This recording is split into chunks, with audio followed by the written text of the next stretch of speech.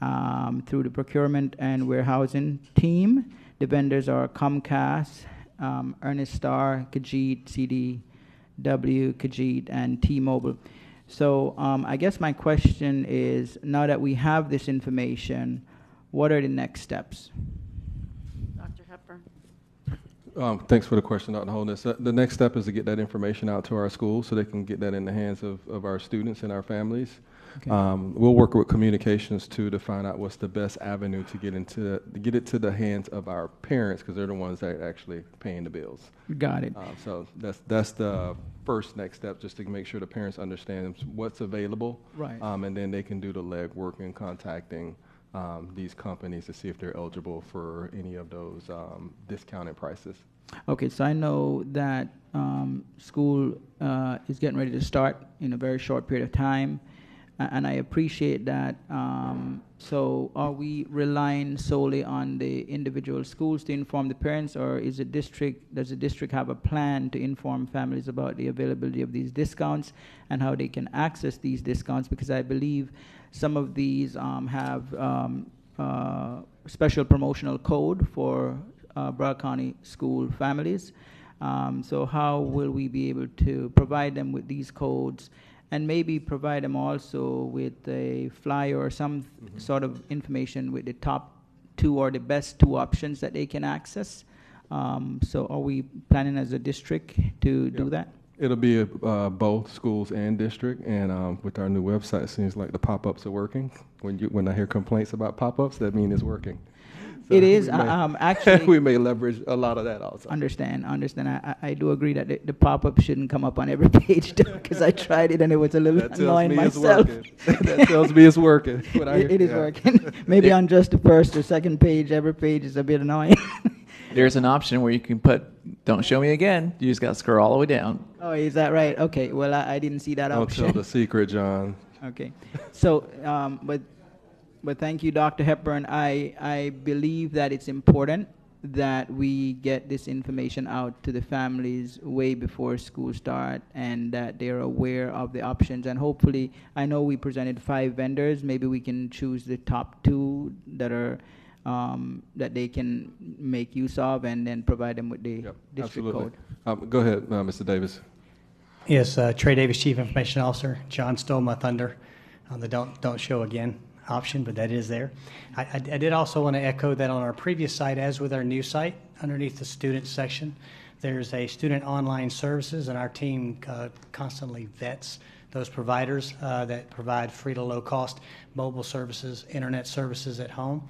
So it's also under our new site, under students, student online services, and then internet access in this particular case. Okay, and I get that and I understand that, but I think we need to have an initial approach to bring in awareness to this, and then hopefully, Dr. Hepburn, you can update us on the, whether or not families are making use of these discounts. Yeah, absolutely. All right, thank you.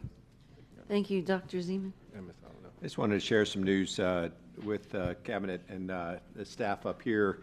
If you took today's agenda with 95 items on it and the several thousand pages, the projected time to run this meeting was 12 hours and 50 minutes, based on the size of it. By my calculation, we did it in 6 hours and 45 minutes. So we are getting more efficient. I'm not sure we're making better decisions. I hope we are.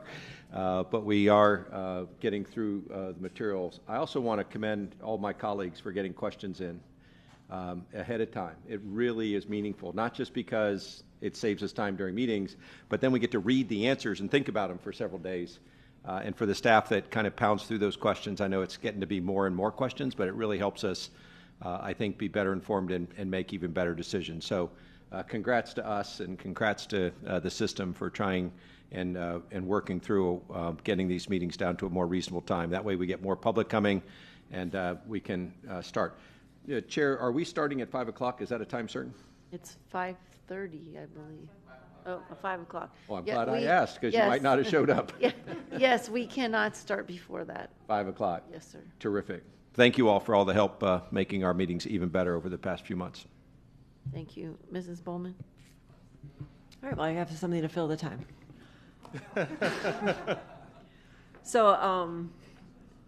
since I have all of my colleagues here, I wanted to ask a question something that's been being brought to me by a lot of, what?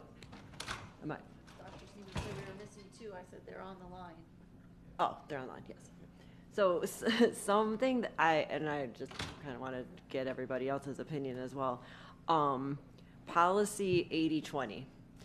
We passed it several months ago. I think, when I was new to the board, and it seemed to be okay at the time, but in practice, there seems to be a lot of trouble with the usage of it by our community partners and various people that want to use our facilities. Can you tell us which policy you're talking about? We don't have the numbers memorized. Oh, the use of the facilities, and then also the use of this program Facilitron, which is basically like a bad word when anybody talks to me about it. I haven't heard one good thing about it to date. And I guess the number one, well, there's a couple things. Facilitron is not easy to use. The costs of renting and the ease of renting are not good. And then, we depend on so many different organizations, community partners, particularly our PTAs, after-school programs that provide free programming to our students. And my understanding is right now they're supposed to be going through Facilitron and they're being charged money to be providing services to our kids or to be fundraising for the kids. Like for the PTAs, I spoke with people from the PTA, and I think we'd probably have a lot more people here if it wasn't the middle of the summer, and I don't think the individual PTAs necessarily know about it. I think there's also some issues with other groups, but I'm very concerned about alienating our partners and the people that are the most involved with making and invested in our schools, because it seems like they have to now be registered on Facilitron to have a meeting at one of our schools to raise money for the kids for that school. So as a former PTA president, treasurer, I wouldn't be particularly excited about the prospect of working harder to fundraise more money to pay to rent a room to have a meeting at the school that I'm raising money for. So I don't know if anybody else has been receiving similar feedback. Dr. Hepburn, I know I think we all probably heard from people, there is a clause in there, if they're a partner in education, that it's either reduced by half or in some cases not charged at all. But Dr. Hepburn, if you want to expand on that. Yes, you're correct. So their partner ed, the cost is significantly reduced. And when it gets to myself or staff, Mr. Chisholm actually works with the organization hand in hand to walk them through it. For many of our organizations, this is something new.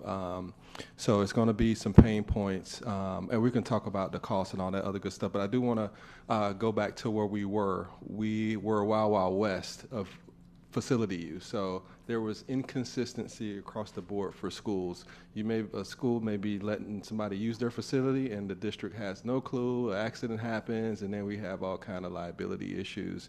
Or a organization may have been using the school for free for a very long time when they should have been paying and also uploading their insurance and all this other things. So Facilitron is a great tool that's used in many other large school districts. When it's used correct, all the information flows through it the right way. People put in their insurance to be able to use the facilities, and the community understands what the costs and all that. So I think we're at this change in how we do business, because I got a call, what was that, John? Mr. Sullivan, disturbed you. It had to be Friday night or Saturday. We're so used to just coming to the school and doing this. It's like, you have to go through Facilitron, but we'll walk you through it right now because we don't want the kids to lose the opportunity or the families to use the opportunities. And so those are the many cases where people haven't been doing it the right way.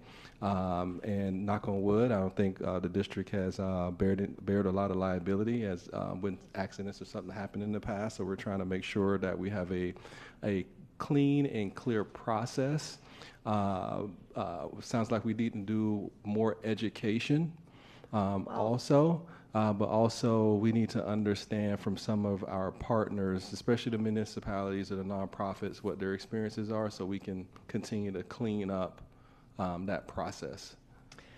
Yeah, I mean, that sounds very shiny and Yep. happy at the Facilitron usage. This is not what I'm hearing at all from people that are using the program. I mean, I've had to, and Ms. Paul's actually been helpful Yep. because I've had constituents that have tried to sign up for something. They're getting charged thousands of dollars. They never ended up going through with it. And, you know, if you're renting an auditorium, I understand Yep. that. If you're bringing in a big group and you're having an event and this is something that you're making money for, whatever. But if you have a scout troop, if it's the PTA, we're alienating our partners by having them do this. And I mean, I think, you know, I don't even know exactly if the PTA has to have liability insurance. Obviously, we have insurance. Yeah, I think that's a little mean, bit but different. that's- Those are partner in eds. Right, but having writing a little sentence that says there's a waiver process and not really having a waiver process is why I'm bringing this up. I mean, Yep. It's like, yes, there's an exception, but what is it? And there's some memos floating around that, you know, the PTAs, booster clubs, all these different groups have to be on Facilitron. I think that it bears considering whether or not you're alienating and pushing people away for, you know, in the, Yep. to you know, roll out Facilitron and what that's really looking at the community and how that's affecting the community. Because if you have a group of 5 moms sitting in a room talking about how they're gonna, you know, raise money for the next heart run or whatever, do you really have to go through that entire process to do this? I mean, people aren't gonna want to Yep. participate in it. And I know, oh, there he is. Come around this corner. Is that, oh, To kind of discuss some of these groups that you're talking about versus if, Ms. Dakabusa, if you can go through the PTSAs, a school's PTSA versus some organization that just want to rent our facilities for whatever event or activity. If you can go through those two scenarios so we understand the difference and how they go through the process and versus what they actually need and if we're possibly charging them. Chris Akabusu, Director of Facility Plan and Real Estate. I think we've made great progress in terms of the rental of Broward County Public School facilities. The policy has been amended since 2011 for the third time. Facilitron is a major improvement. It's a software. Facilitron is really not the problem because Facilitron is enabled. I'll use the word transparency. Part of the problem is for people to put stuff in Facilitron. For example, we're trying to hopefully make revenue. Orange County is approaching close to $7-8 million. So I'm going to go through the process, right? So again, the Pi 1 and Pi 2. And Pi 1 is like the youth organizations. Again, we've been getting comments, Boy Scout, Girl Scouts, like we are doing. I told Mrs. Paul, we're reaching out to Orange County. For example, they only allow like Boy Scouts, Girl Scouts to utilize the facility for 1 hour for free for their meetings. Right now, the policy doesn't have a time limit. So there, I wouldn't use the word they're making money, but they're charging them in the back end after a certain time frame, okay? So the PTA, PTO, the goal is, the SAC, organizations like that, is for them to capture usage in the system so we know when they're using the facility. If they're using any entity using the facility specifically for your meetings, PTA, PTO meetings, SAG meetings, you don't have to provide insurance, you don't have to provide pay rent, you don't have to do anything. But if you're using it for to raise funds, then clearly the policy is very clear. Then you have to pretty much provide insurance, pay rent, and then if you're using it for fundraiser, it says you have to, your expense should no more than be 20%, and 80% goes to the school. So I think those are captured in the policy. Mrs. Boldman, I heard your comments regarding the waiver process. Yes, that's a comment that just came through. We're working on that right now. I know Mrs. Thompson had raised that also. So we're working on the waiver process, and we felt the policy right now said the superintendent or designee, which is Mrs. Paul, can waive for security and custodian.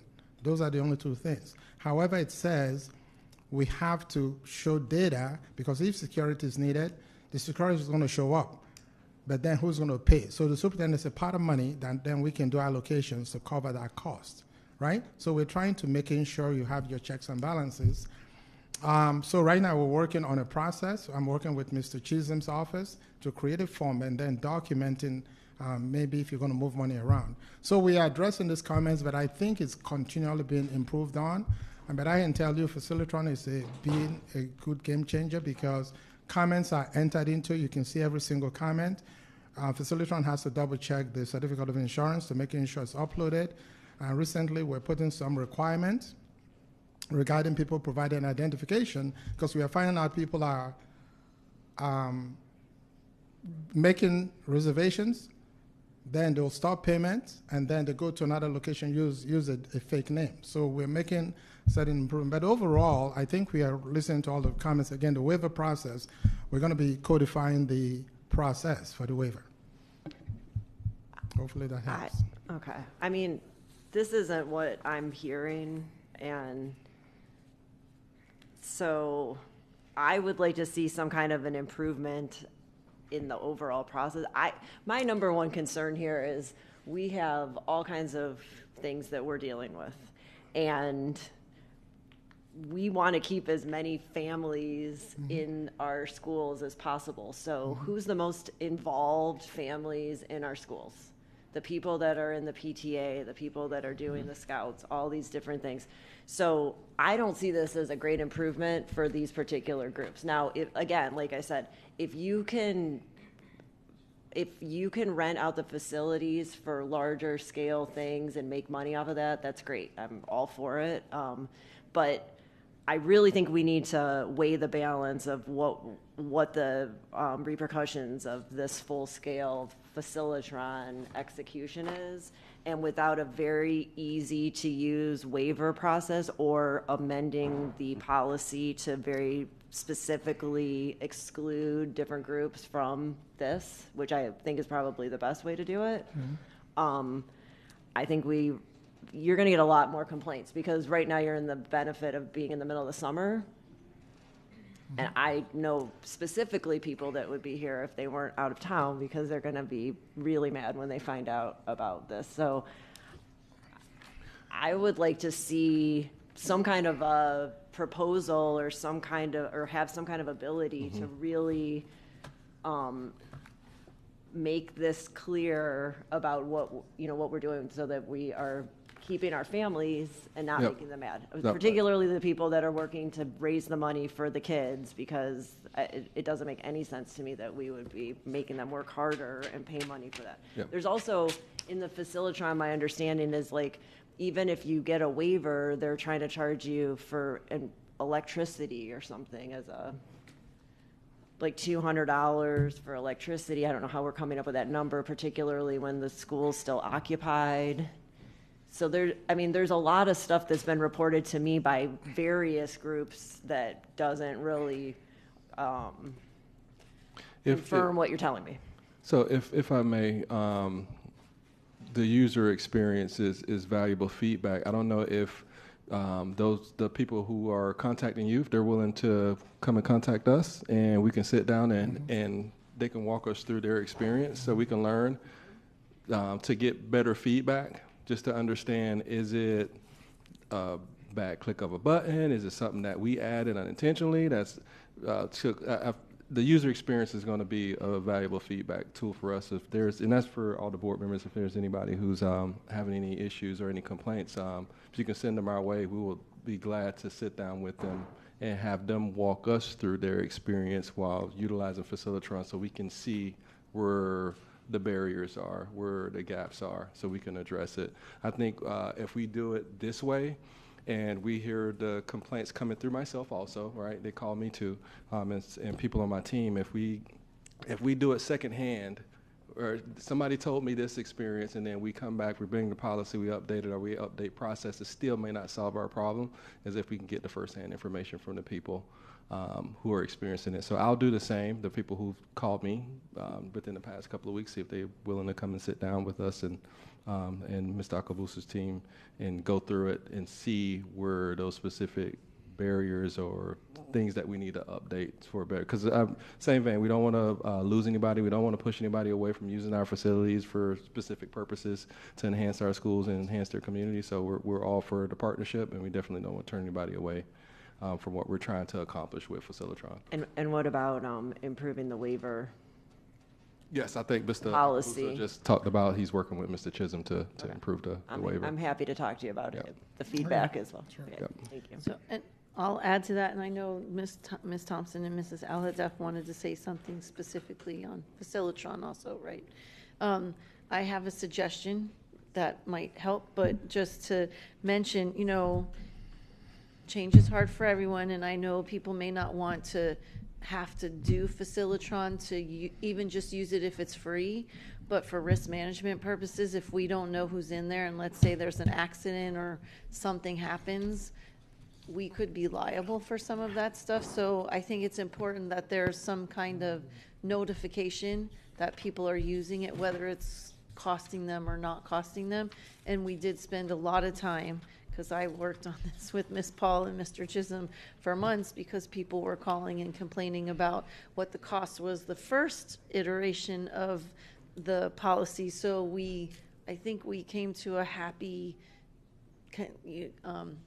medium with people. But I would like to make a suggestion to the superintendent.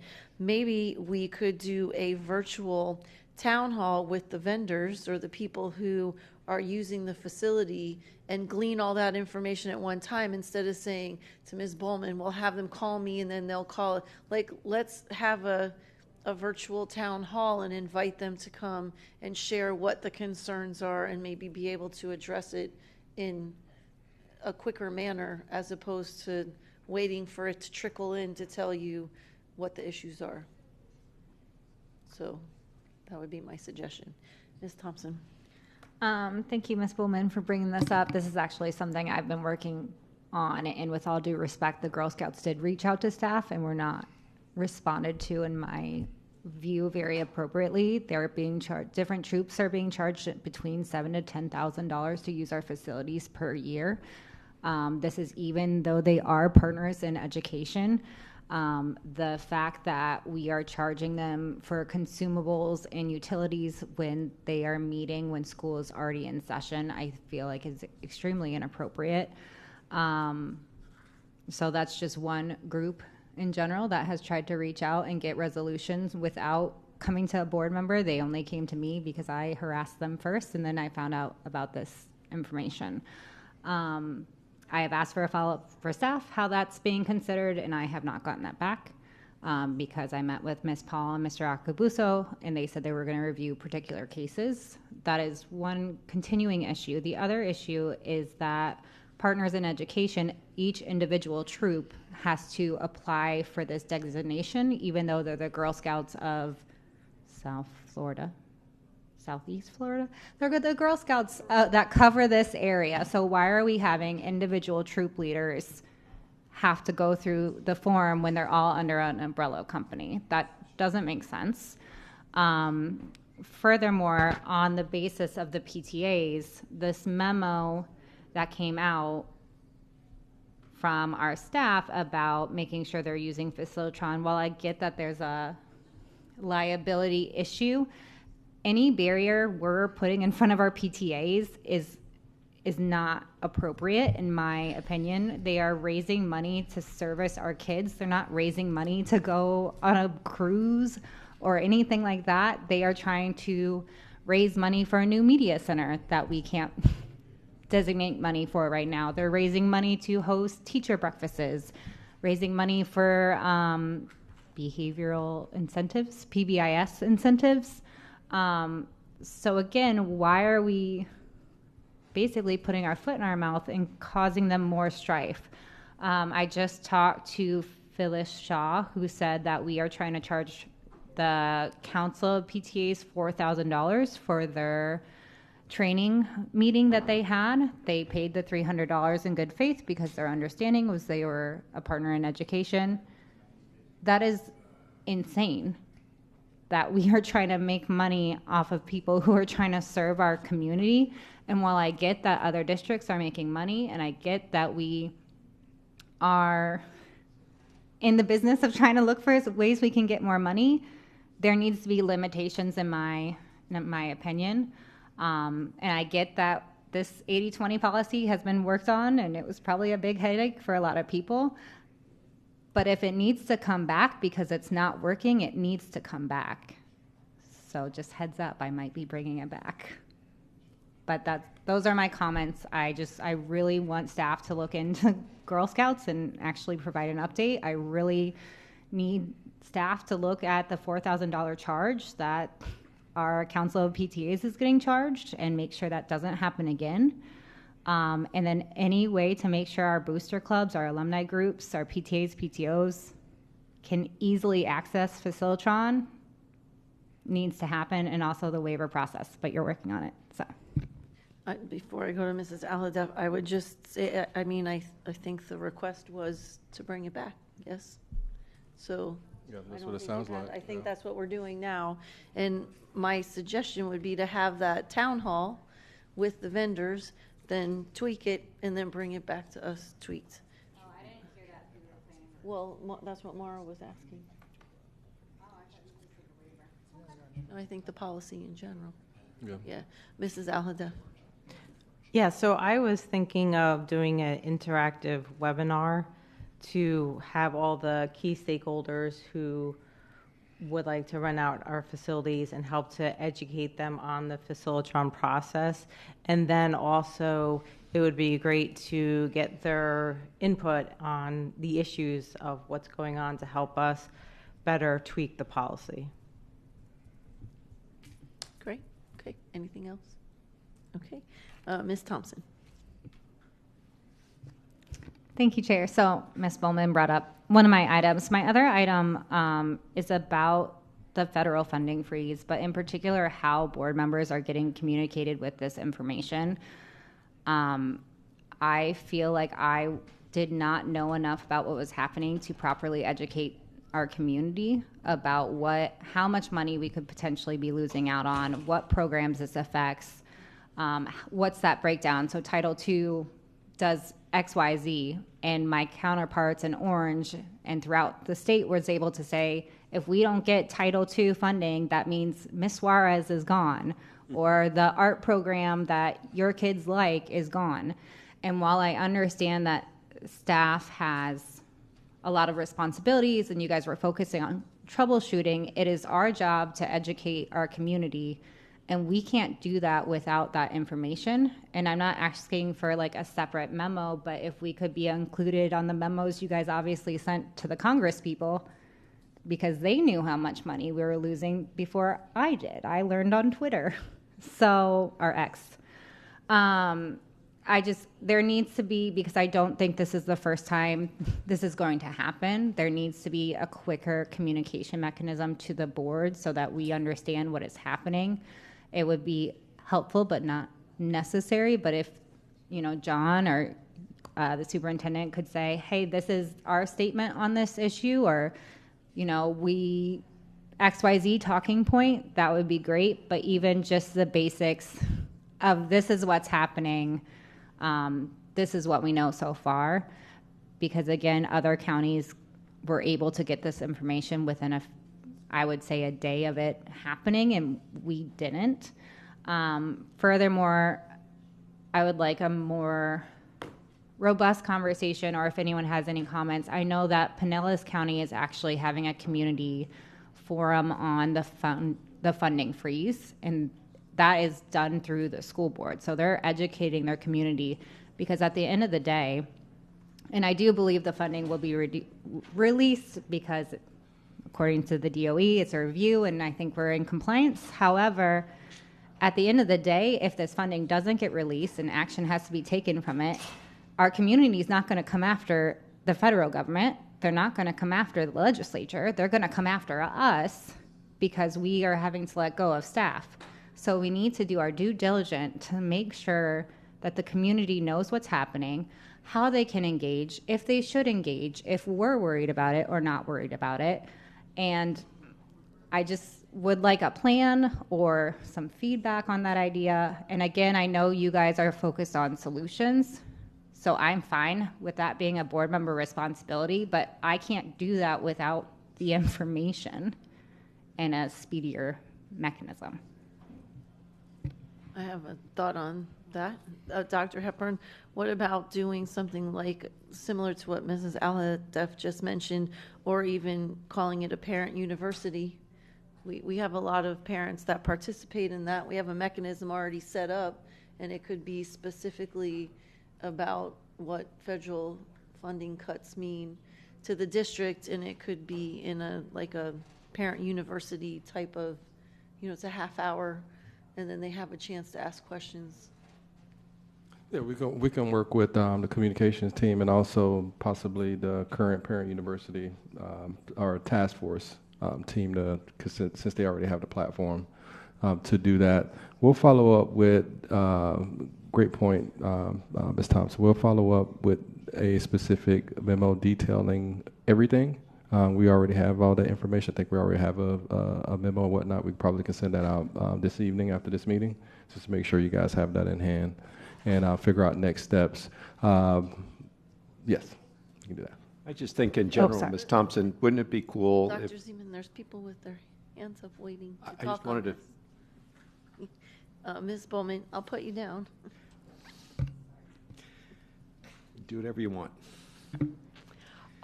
Thank you for bringing that up, Ms. Thompson. I think that, I think we have to keep in mind that, right, because we're all kind of out there in the community, and we really have to manage the narrative too. So it's a lot easier for us to have the information up front, even if it's not great information, even if it's information that's going to change later, so we can tell our constituents, our families, what it is what it looks like is happening. And I think I also, because we have colleagues in other counties, and they have their hands on actual numbers very quickly, and I was thinking they were all geniuses and that don't even know where to find this, but apparently they were getting it provided to them, so I feel better about myself now. But it's important for us to be able to give that kind of information to the people that we serve.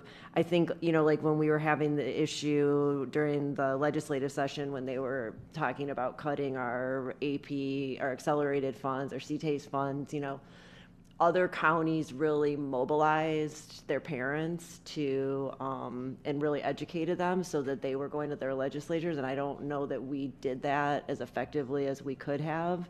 And if we're ready to go and we're not, we're playing offense instead of defense, I think that's really going to help us as a school district, because when people are looking at Twitter and people are looking wherever, it's like you don't really know what's true anymore. There's just too many sources of information, and so we really need to be able to have a source of information that we can rely on and know that's true instead of rumors. It's like you see one little bit of information goes out, everyone has an opinion, and then that somehow becomes the truth. And whether or not it's the truth, it reflects poorly on us. So I 100% agree with the request from Ms. Thompson. Thank you. Thank you. Mrs. Alhada? So we have federal lobbyists, and we pay our federal lobbyists a lot of money, and they should be communicating with the board with these updates. We should be at the pulse of the information and not find out about it because find out on X. So I think it's disappointing that there was this lag in time and not enough information in with specifics, because our federal lobbyists should be communicating more effectively with the board. I'm just going to push back respectfully a little bit, only because we've emailed the board every time we received an update to include that letter. I just checked my inbox, so anytime there's any kind of update, I've been emailing the board. But Okay, you know, but you could always, but regardless, but if our federal lobbyists are knowing about this information because our so we're- congressman is knowing about the information, they're putting stuff out on X before we even know about it, I think it's a problem. yeah, the only thing I think what was missing was a memo to perhaps the board about the exact impact with the positions. We were going to do that during the special school board meeting today, but realizing that the carry forward dollars could carry those salaries, we didn't want to prematurely have that discussion to put the board in a difficult position, realizing that those funds may be released before we have to make any drastic decisions. That was the only thing that was missing, though, but every single update that there's been, I'm in constant contact with the lobbyist, probably daily these days via text and calls. So I think the only piece that was missing was the true dollar amount and the positions that were impacted. But I believe you guys did receive something about that, too, because I did hear Dr. Seaman say very specific numbers about the 156 positions and the 30 million. So I think you guys have received that, too. I just couldn't find it in my emails. But for sure, you guys got the same copy of the letter when the Moskowitz and the rest of the congressional people, I sent that the same day. Yeah, I don't think Zeman has some other connections. We'll leave it at that. But I don't think we sent them that specific. That was the only thing that was missing. But the communications to the lobbyist has been happening, and also any updates that we've received, we sent to the board. We were going to have a more fruitful discussion about it, but again, we didn't want to put the board in a position to make difficult decisions if the feds are going to release the funds before the carry forward dollars are exhausted. Dr. Zeman. I think a generally good practice, to Ms. Thompson's original point, is to share as many facts as you can with us. We have abilities through our own networks to do whatever we can, but at the end of the day, we have to be inside the trust circle of knowledge. And anytime there's knowledge, whether it's a third-party group like FAU finishing up the cell phone study and we got it 12 days later, it's not okay. Wallace Foundation sends us stuff. Council on Great City Schools, federal lobbyists, state lobbyists. If they're just sending us facts, the board should have that immediately. We don't exist, frankly, within the trust circle of the cabinet right now. And I think that should change. I think if you know something, we should know it. We don't have to worry about if it's a proposed solution to the problem. That's great. We can wait until we get to a workshop or a school board meeting or the right advisory council to deal with it. But all too often, there's knowledge that's had that the board does not have, and therefore we cannot advocate for our constituents, and we can't advocate for Broward County Public Schools. At the same time, whenever I've had a special meeting with somebody that is connected to something like that, and I happen to have a connection at the federal level on that particular issue, whenever I've asked for data, Ms. Thompson, it's been quick.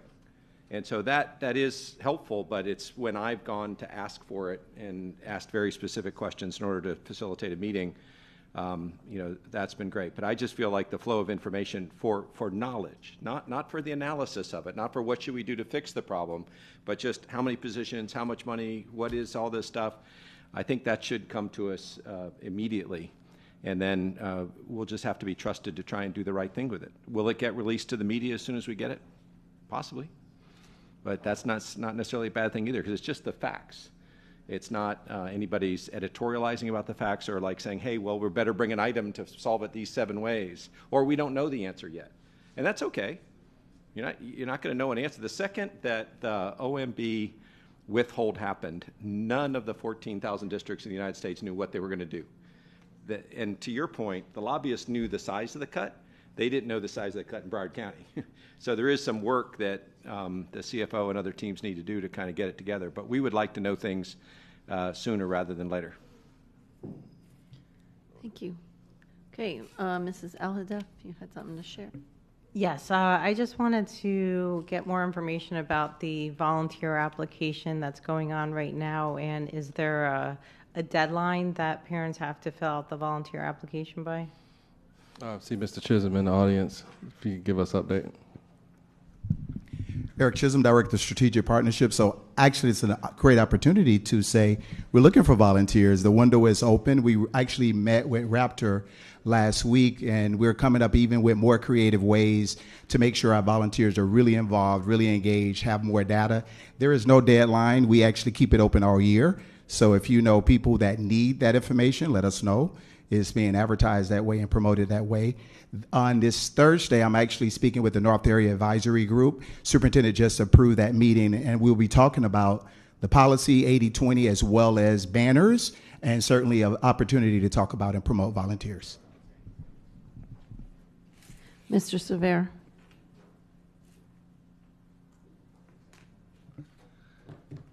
So I'd like to share some goodwill, if I may. The National Merit Scholarship Corporation announced recently the 2025 National Merit Scholarship winners, including 5 outstanding students from Broward County Public Schools, incidentally, all of them in my district. So congratulations to Leo Voigt Jr., Dominica Yamarillo, Corinne Kukin, Ayana Verma, Allie Wang, all from Cypress Bay High School, with the exception of Leo. He goes to College Academy. So congratulations to them on that tremendous honor. Very, very proud of those individuals. And I think it's a testament to their hard work and our educators at those high schools. So kudos to all of them. Thank you. That was one of them on my list to announce. And there are actually additional ones. There was a whole list of other students that were national merit winners from the district. So I think that brings us up to like 13 or something along those lines. So congratulations to all of those. I have 2 things I'd like to ask my colleagues about. Well, I have one thing to ask and one to just make a comment on. So I'm sure all of us are having similar questions being asked about contracts. I don't think I'm the only one that they reach out to. And it doesn't matter what kind of contract, whether we're buying something, somebody's volunteering, somebody wants to donate something to us. The time period of getting a contract through from beginning to end is, and sometimes a lot of time, and it's frustrating. So I did reach out to Ms. Batista to ask if she could kind of give us a list, because they all land in legal at some point. Not that I'm putting blame anywhere. I'm not trying to do that. Just trying to solve a problem. So I know they're working on all the contracts, where they sit right now, you know, what's happened with them and so forth. So I'd like to know my colleagues' interest in having a workshop to talk about what are some of the concerns about contracts, and then possibly writing a board policy on the timeliness of contracts and what that might look like, so that we can start to solve the issue and find and pinpoint where the problem is. You know, is it that they need more training on how to do contracts? Is it the problem outside of the school district and waiting for other legal people to come back to us? But I know that it doesn't matter what kind, we're having issues. So I'd just like to know what your thoughts would be on having a workshop and possibly doing a policy specific to contracts. Ms. Bowman. Thanks, Chair. So I guess my question would be whether the way that contracts move through the school district is a board jurisdiction or if it's a management jurisdiction.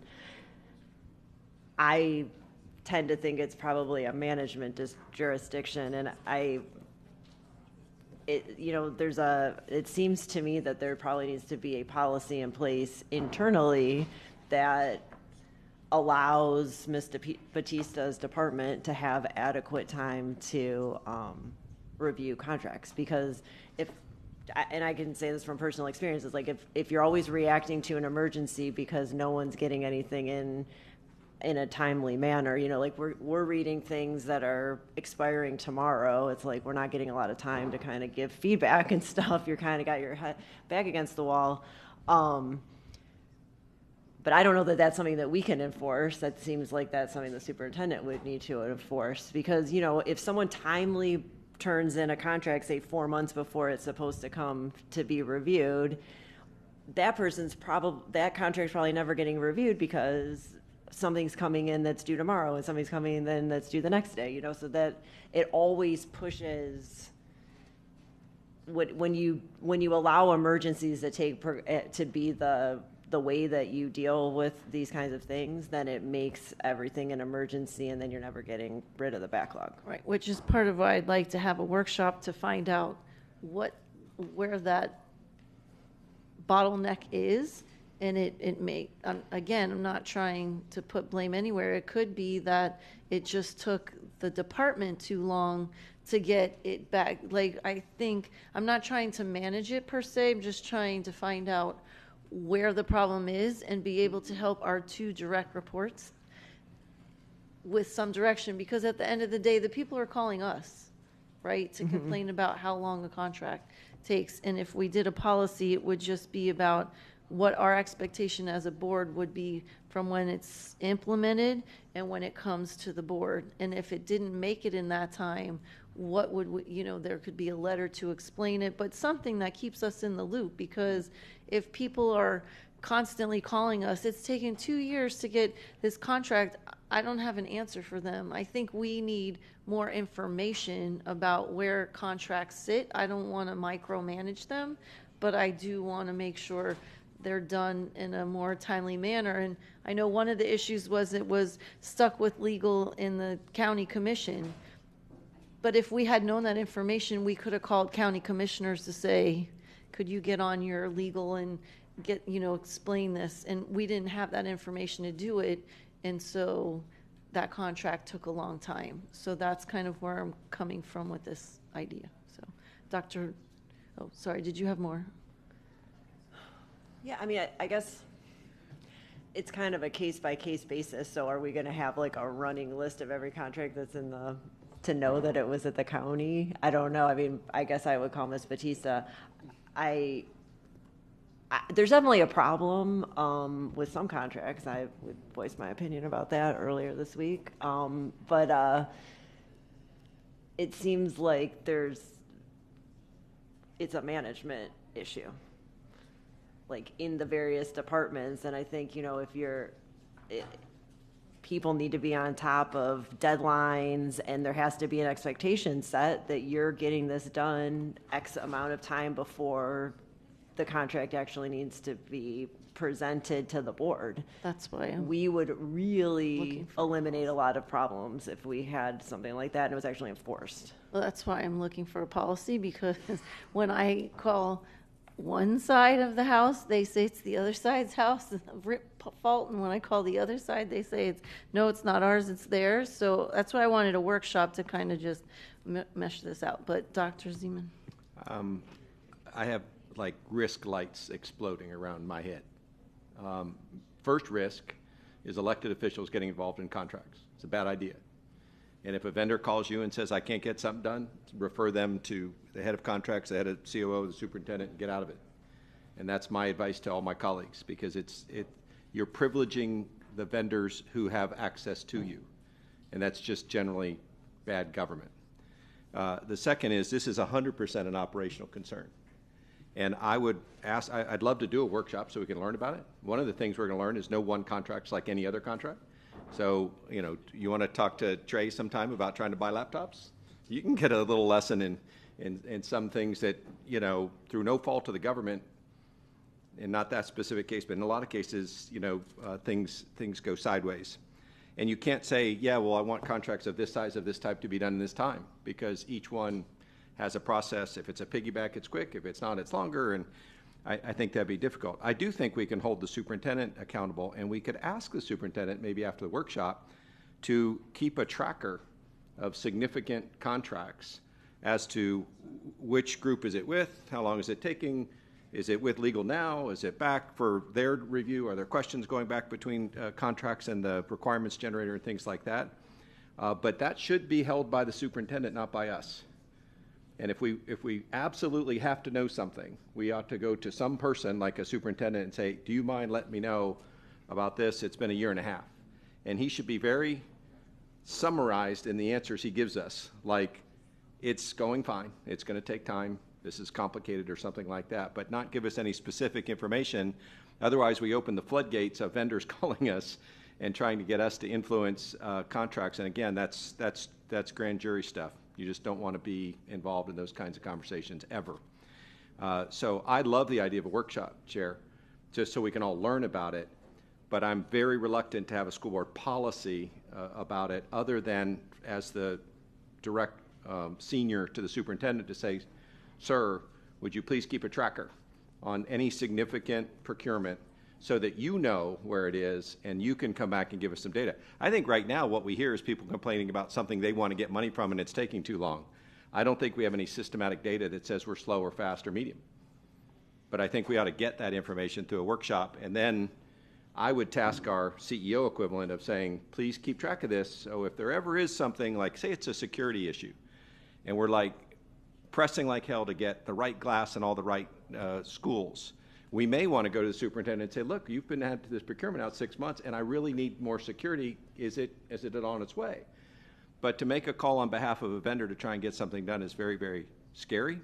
And for us to like write a policy about it is almost creeping over that line where we're getting involved in solicitations, and I wouldn't want to do that either, because that is the superintendent's job. He gets the money, he's got to go spend it, he owns them. And I'll tell you the last point, do we have enough people working contracts administration and solicitations? Do we know whether we have enough people doing that? That's probably a bigger issue than a policy that the school board, you must get this done in 60 days, I think is a bad idea. I think learning about it is a great idea. Thinking with the superintendent, do you need more staff, sir? Like, do you have enough people in procurement to really do it well? Does the lawyers have enough counsel to really get it done? Some of these contracts are incredibly challenging to review, and the back and forth between the staff is multiple times, to my understanding. So I think those are good things because we own the budget. We can create more jobs there and more jobs in procurement, but I think a workshop will get us to that point, and then I think, Chair, we'll have to make a decision. Do we want to go over that line and have a policy about it? I'm just not sure what I want to put into a policy about procurement, because I want to have as little to do with spending the money as possible. Okay, thank you. I think Mrs. Leonardi had something. Yeah, thank you so much. I think many of us have heard of these concerns from, different groups. And I agree with Chair Hickson when you say that, like, when you talk to one side of the house, they blame the other. There's a lot of finger pointing.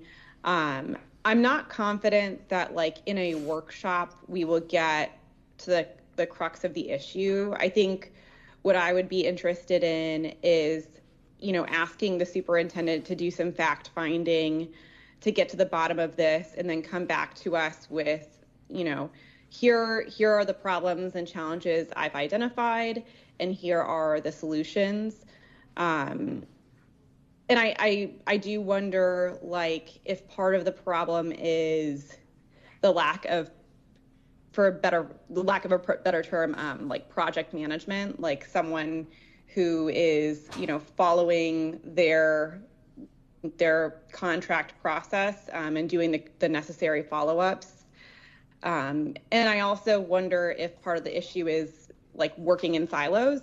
So if the superintendent could get all of the stakeholders together and kind of get to the bottom of why these things take so long, I think that would be a better use of our time. But thank you for bringing up this issue, because it is something that we hear about often. So that's kind of what I was envisioning in the workshop, though, was, and I don't think it's only there's two pieces to it. So I think general counsel would also need to be part of what's happening and what they're seeing, and then the superintendent explaining what he's seeing on that side, so that we hear together what both of them, their vision is, or what, the concern is. Like I said, I know Ms. Batista's working on it right now to kind of see what's sitting in legal and what's holding it up, so that she can present that to all of us. It's a memo that we'll share as soon as she's finished. I think it's due at the end of the month. So I think, the same thing with the superintendent, so they can both give, because it's not just operational, it's also legal, because there are pieces of the legal part. And the problem is we're having these conversations on one side or the other. We're not having them with them together. So that was what I was envisioning, a workshop where Ms. Batista would bring the information that she has, Dr. Hepburn could bring the information he has, and then we could understand what that process is and see where the gaps are, so that if we need to fund something or have new positions, what that would look like. If I may, Chair. Yeah, sorry. I'm sorry, can I Ms. just Leonardi, if you say need. one last piece? Yeah. Go ahead. Thank you. I guess what I don't want to happen in the workshop is just like an overview of how these things work. And what I fear is that in a workshop, people will be reluctant to talk about like the messy parts of this. And so, I mean, I'm not going to object to a workshop. I just don't want it to be, this is how we do contracts. I want it to be like, these are the problems, these are our solutions. I don't have a lot of confidence that a workshop will be that. Yep. So if I may, so great conversation. Is there areas for improvement? Absolutely. As Mayor and General Counsel, we collaborate very well when it comes to contracts or any other issues that we need her input and partnership with. In the vein of what Ms. Leonardi is speaking about, as far as a workshop, I'm reluctant to do a workshop in the manner of the request, because the workshop is going to be for us to educate the board on how the contract process works.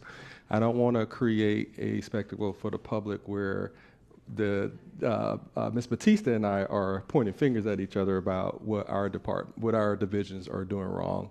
Most of the work, as far as discovery, because we had a contract improvement process that the SIM team actually facilitated, which is our project managers for the district, to dive in, because Ms. Batista and I are very well aware of the concerns, because we hear them too from vendors about how long contracts take.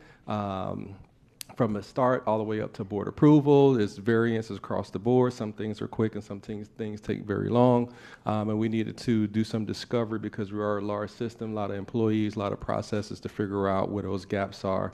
I can have the SIM team write that up. I think they already did a great job in writing that up. So we can provide that to the board to identify what those gaps are. Ms. Batista and I are constantly working together to try and address that. We are developing a tracker. We kind of did that in a soft way in June to see what we need to work on before the beginning of the school year. We can just update that tracker, make it more robust, so that her office and my office can monitor and see how contracts are flowing through at the start of procurement all the way through legal and all the way through the board process. So if it's a workshop about that could potentially just look like finger pointing to the public, I want to avoid that. If it's a workshop about educating the board about procurement processes from the start all the way to board approval, so that everybody understands, and all the other minutia that happens, depending, like Dr. Zima said, depending on the size of the contract, depending on who the contract is with, if it's a municipality or private organization, and all the other rigors, we can go through that. But we have a lot of discovery information already. And some recommendations were born out of that we're implementing, such as a contract group department that'll be overseen by a director in procurement to make sure there's a one-stop shop for contracts to go through, so end users are not doing the bulk of the work, so they're cleaner when they get to the general counsel and so forth. And I know Ms. Batista's working on a lot of other things in her department too. So we're coming to a happy medium to find the best process that's going to create the best outcome, so we have clean contracts. They're done at the appropriate amount of time, not taking a long time. I'm going to say appropriate because it just depends on the contract. Done in the most appropriate amount of time where it protects the district, and we can provide the products and services that we need to. So we can provide a lot of this stuff in follow-up in a white paper type form if that works. And after the board reviews that, if you still need a workshop, of course I know y'all have voiced that, and if you don't, if that suffices, and we could address some of those issues too from that white paper in our one-on-ones with you. Okay, and my other question, since you brought it up, when will that new department be functioning? We're working on that right now. Yeah, and so this is a new department, just like we spoke about the timing of this freeze. we had to pause and start looking at some other areas first before we get back to the rigors of doing those things as far as putting employees in certain positions. But we are working on that right now to finalize what that department is going to look like and the reporting structure and how contracts will flow. I know Ms. Batista's team already updated the new template in May, which all of our staff are currently using, and then how we're leveraging the modules in SAP to make sure the workflow is clear and clean. Okay. Madam Chair, if I may. So I agree with the superintendent. I think that, first of all, we're working and have been working cooperatively because we know that there are issues and things that can be improved, for sure. As you know, you asked several questions, which I'm working on, and they are due at the end of the month. So when that response to your follow-up comes out, that will have not only a list of the contracts that are pending in our office as of probably this week, since I'm planning on sending it out at the end of this week. So as of this week, and then you also asked several other questions, which were, from our perspective, what some of the problems and solutions would be, and so we are ready to set those forth. Great. Thank you so much. And so the last thing, so then I guess the answer is no to a policy and not a workshop right now. We'll get follow-up and then we'll decide on a workshop. Good. What's the deadline for the follow-up paper that we're talking about? Yes. I'm going to talk to the SIM team. It's late, so I'll talk to them tomorrow. They have a bulk of all this information, see how long it takes them to put it together. So it shouldn't be that long. And then we'll work with General Counsel for any additional information if she wants to combine some of the information from the request, besides the list of where the contracts are, but some of the operational things.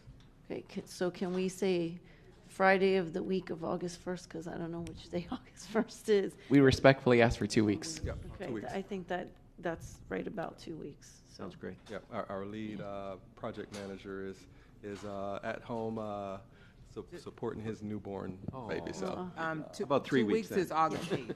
So it's not August 1st. It's not August absolutely. 8th. Either the 8th or the 15th. Yep. Because we have to educate them tomorrow. And Yes, it's already absolutely. Wednesday. So the 8th or the 15th. Yeah, the 15th. It needs to be timely, but it's not an emergency. Yeah. So, and I know, like I said, Ms. Batista had till the 30th anyway. So, my last, I guess it's a comment, an ask. So, Dr. Zeman made mention of us sending questions to the staff, but I think staff would like us to do that a little better. So, when we're pulling items, they don't often know. Sometimes I know sometimes you just want to ask the question in public, and that's fine. But if you ask them ahead of time, they at least know what the question is, so they're prepared to do that. So I know that there's some time issues and stuff, but I don't think we're doing the best job that we can of asking questions about agenda items before we get to the meeting.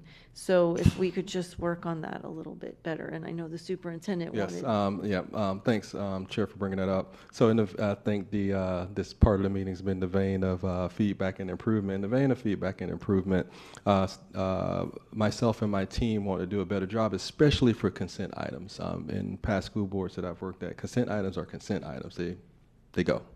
And I think whatever we can do to support the board to get questions, especially for consent, but especially for consent items, so we can answer those questions as much as possible, hear the concerns, go do our due diligence behind the scene to get the most accurate information and address any concerns, just to make sure that we're constantly improving our meetings.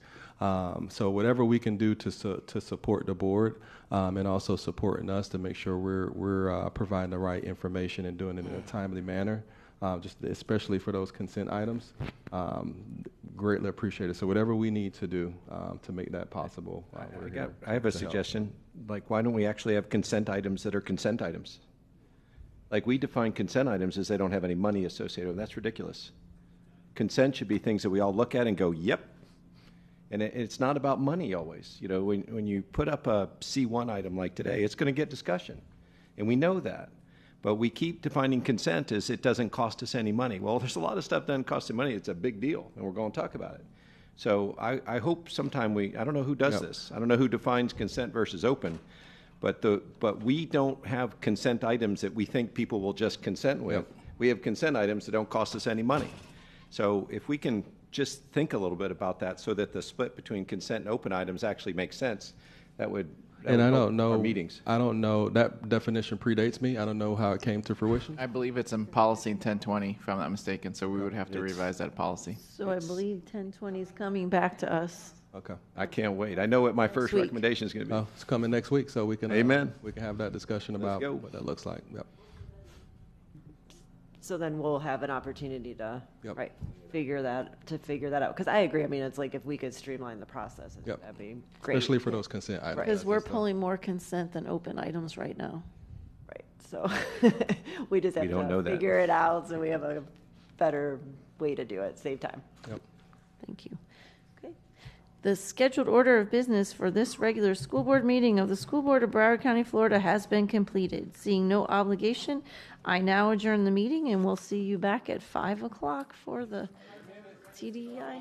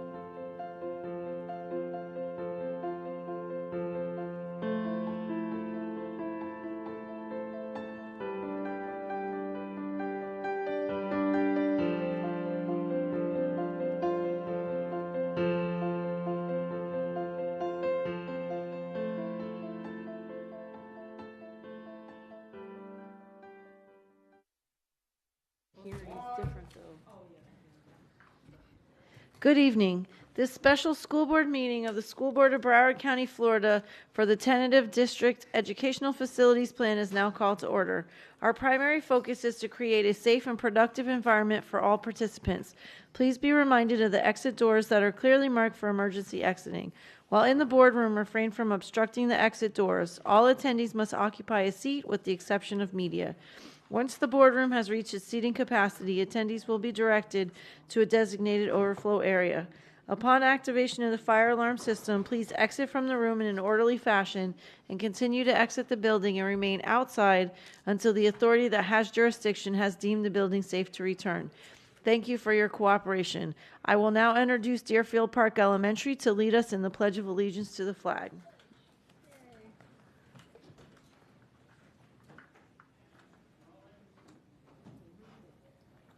We are Deerfield Park Elementary. Please stand for the Pledge of Allegiance. I pledge allegiance to the flag of the United States of America and to the republic for which it stands, one nation, under God, indivisible, with liberty and justice for all. You may be seated. Thank you, Deerfield Park Elementary.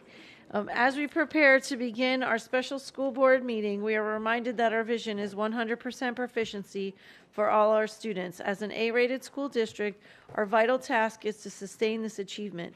We will continue educating all students to reach their highest potential. Our theme this year is Believe, Empower, Achieve, One Broward. The purpose of this meeting is for the School Board of Broward County, Florida to conduct official business of the district and any other items the board deems necessary. Today, the board is considering the following business. 1, approval of the tentative district educational facilities plan for the 5 years running from July 1st, 2025 through June 30th, 2023. Dr. Hepburn, are there any changes to the agenda? No changes to the agenda. Thank you. May I have a motion and a second to close the agenda? It's been moved by Dr. Zeman, seconded by Ms. Thompson. All in favor of closing the agenda, let it be known by saying aye. Aye. All opposed, say no.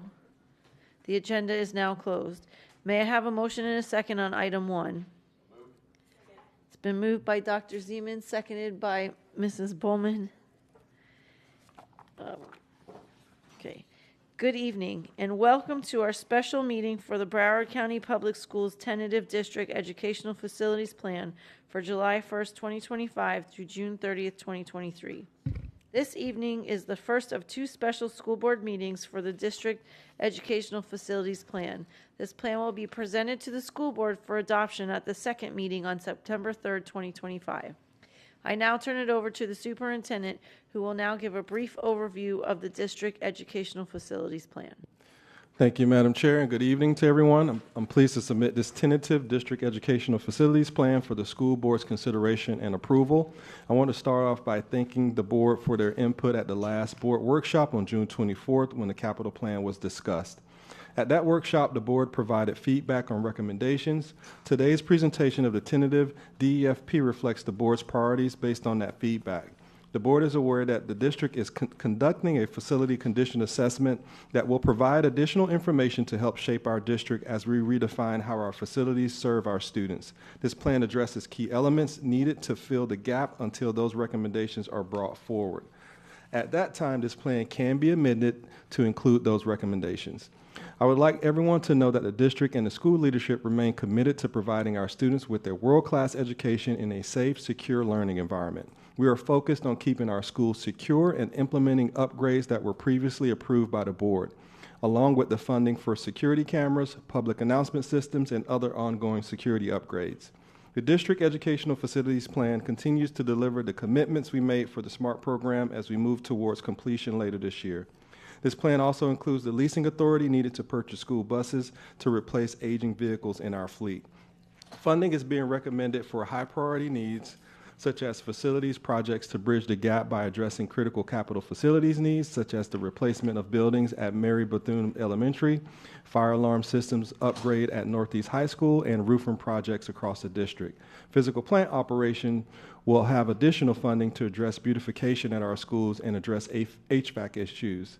Environmental health and safety will be able to improve drainage and stormwater infrastructure, as well as upgrade building automation systems.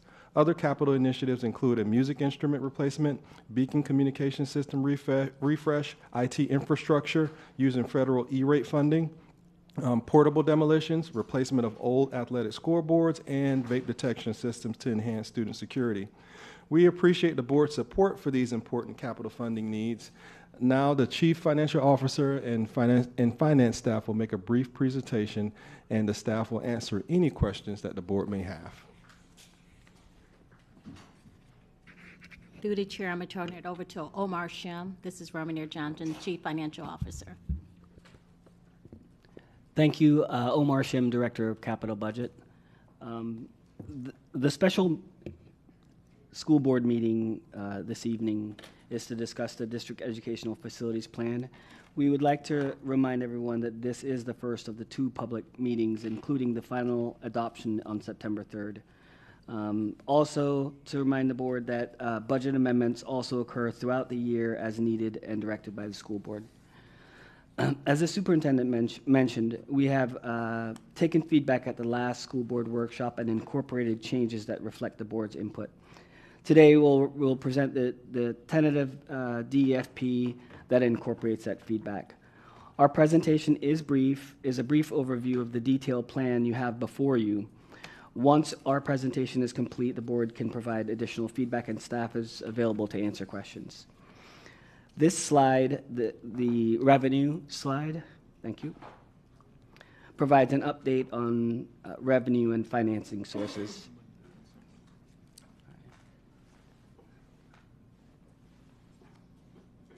There we go. The major source of funding is authorized by statute that provides local capital millage of 1.5 mils, which is a property tax of approximately $150 per $100,000 of taxable home value. We receive multi-year taxable value forecast from the state, and the property appraiser provides us an estimate in July for the upcoming tax year. That data is used to update our projections on millage revenues. Local sources include impact fees and interest on capital funds. Financing sources include technology and vehicle leases that are tied to appropriations that we'll discuss on the next slide. State sources are mostly a pass-through for charter schools, who also receive a portion of the capital millage. The district also receives capital outlay and debt service funds, also called CONDS, from the state from motor vehicle license plate revenue.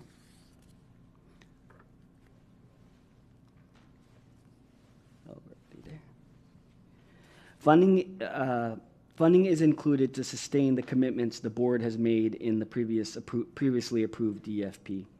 This includes security items such as video surveillance equipment and intercoms, athletics with new turf fields, baseball netting, and athletic courts. IT has funding for the computer refresh, and there's transportation funds for bus and white fleet replacement. School furniture and custodial equipment replacement is funded, and maintenance is funded to sustain current maintenance levels. Also included in this appropriations table is funding for additional items that we'll discuss, that we discussed at the last school board workshop, and we'll discuss in more details in the upcoming slides. After including these items in our appropriations, unallocated funding over the 5-year is $201 million. For 2025-26, the unallocated reserve is $53.1 million, or about 10.6% of our millage, slightly exceeding the amount that's recommended in our fund balance policy. And I just wanted to mention that we're closing the year, and this is a projection on the year-end closing, so that will vary slightly as we close the year.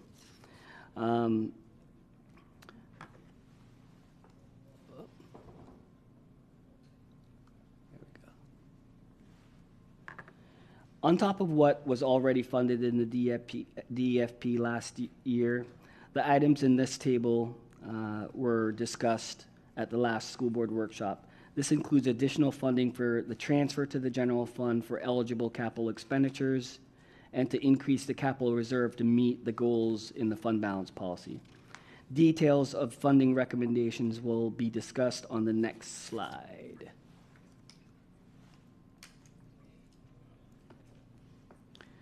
Okay, so this slide provides the new funding recommendations, and the details are listed in Appendix A that's attached.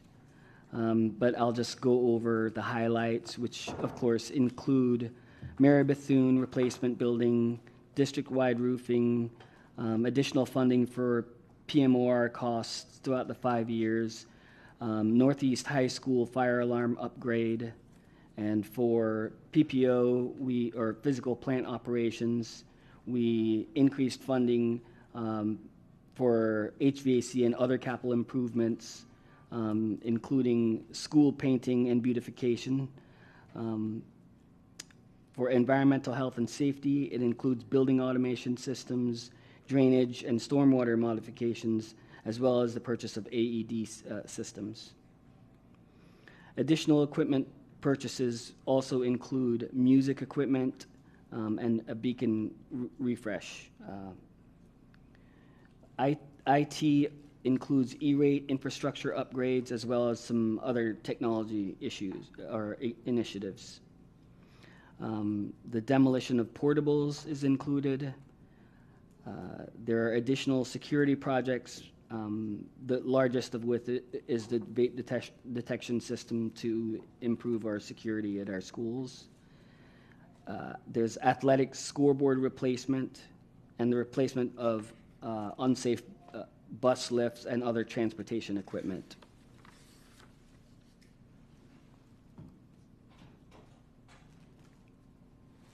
So the district is engaged in ongoing efforts to improve the way our facilities serve our students and staff and to improve the conditions and the appearance of those facilities.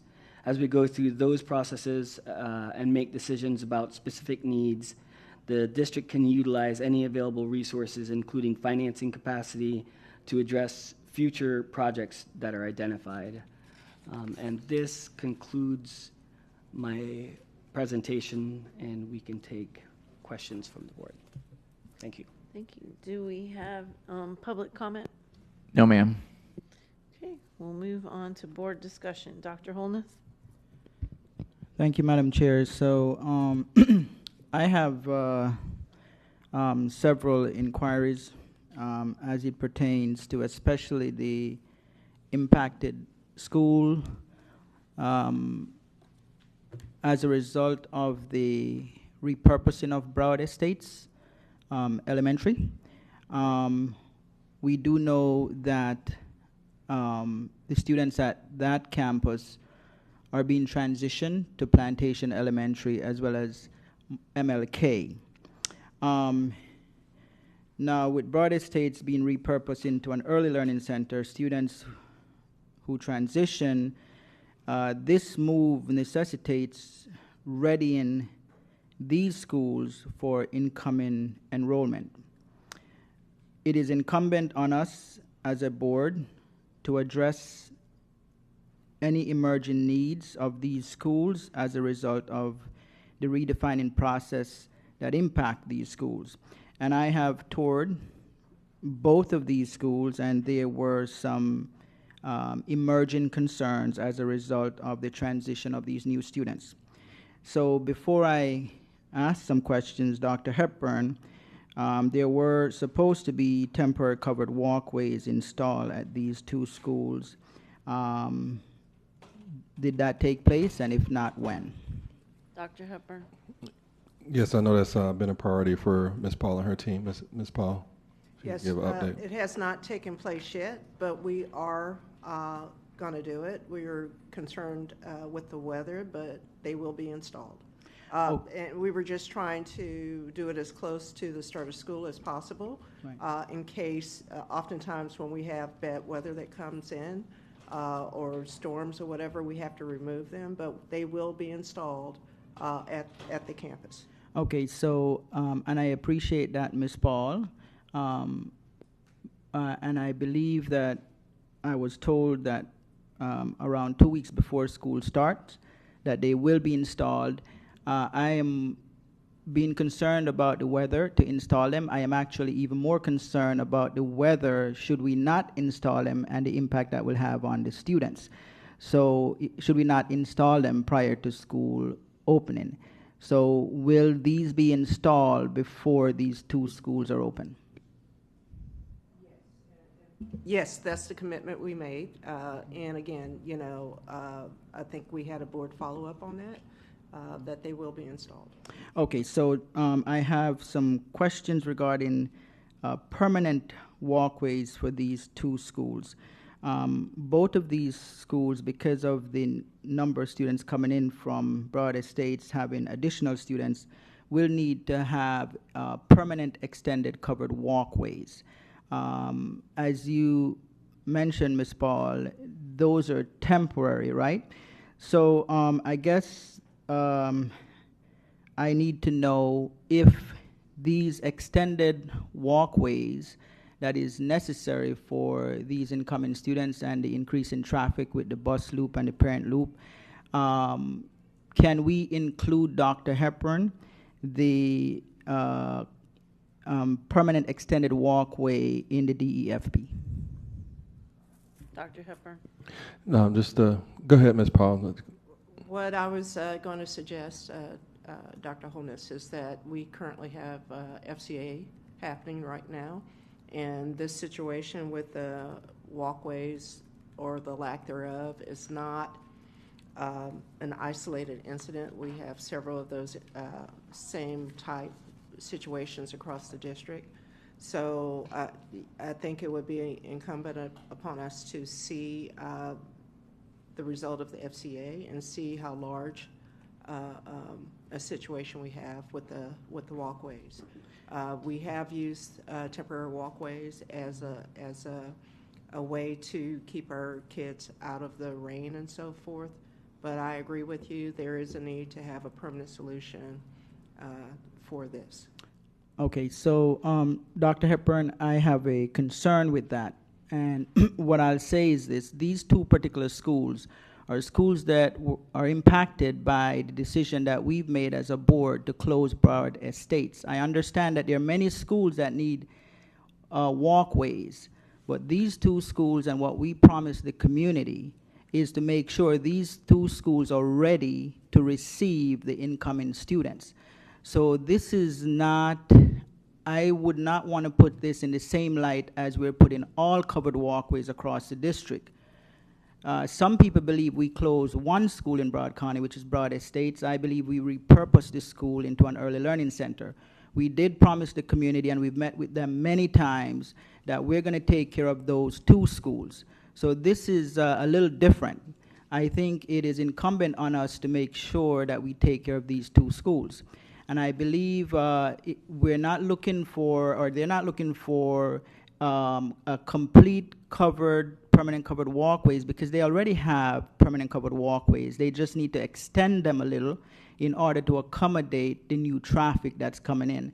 So while I understand, Ms. Paul, that there are other schools that need covered walkways, I think considering the situation with these two schools, that we basically have made decisions that impact them, and we have promised the community, then I think this board has an obligation to make sure that we fulfill and live up to our promise.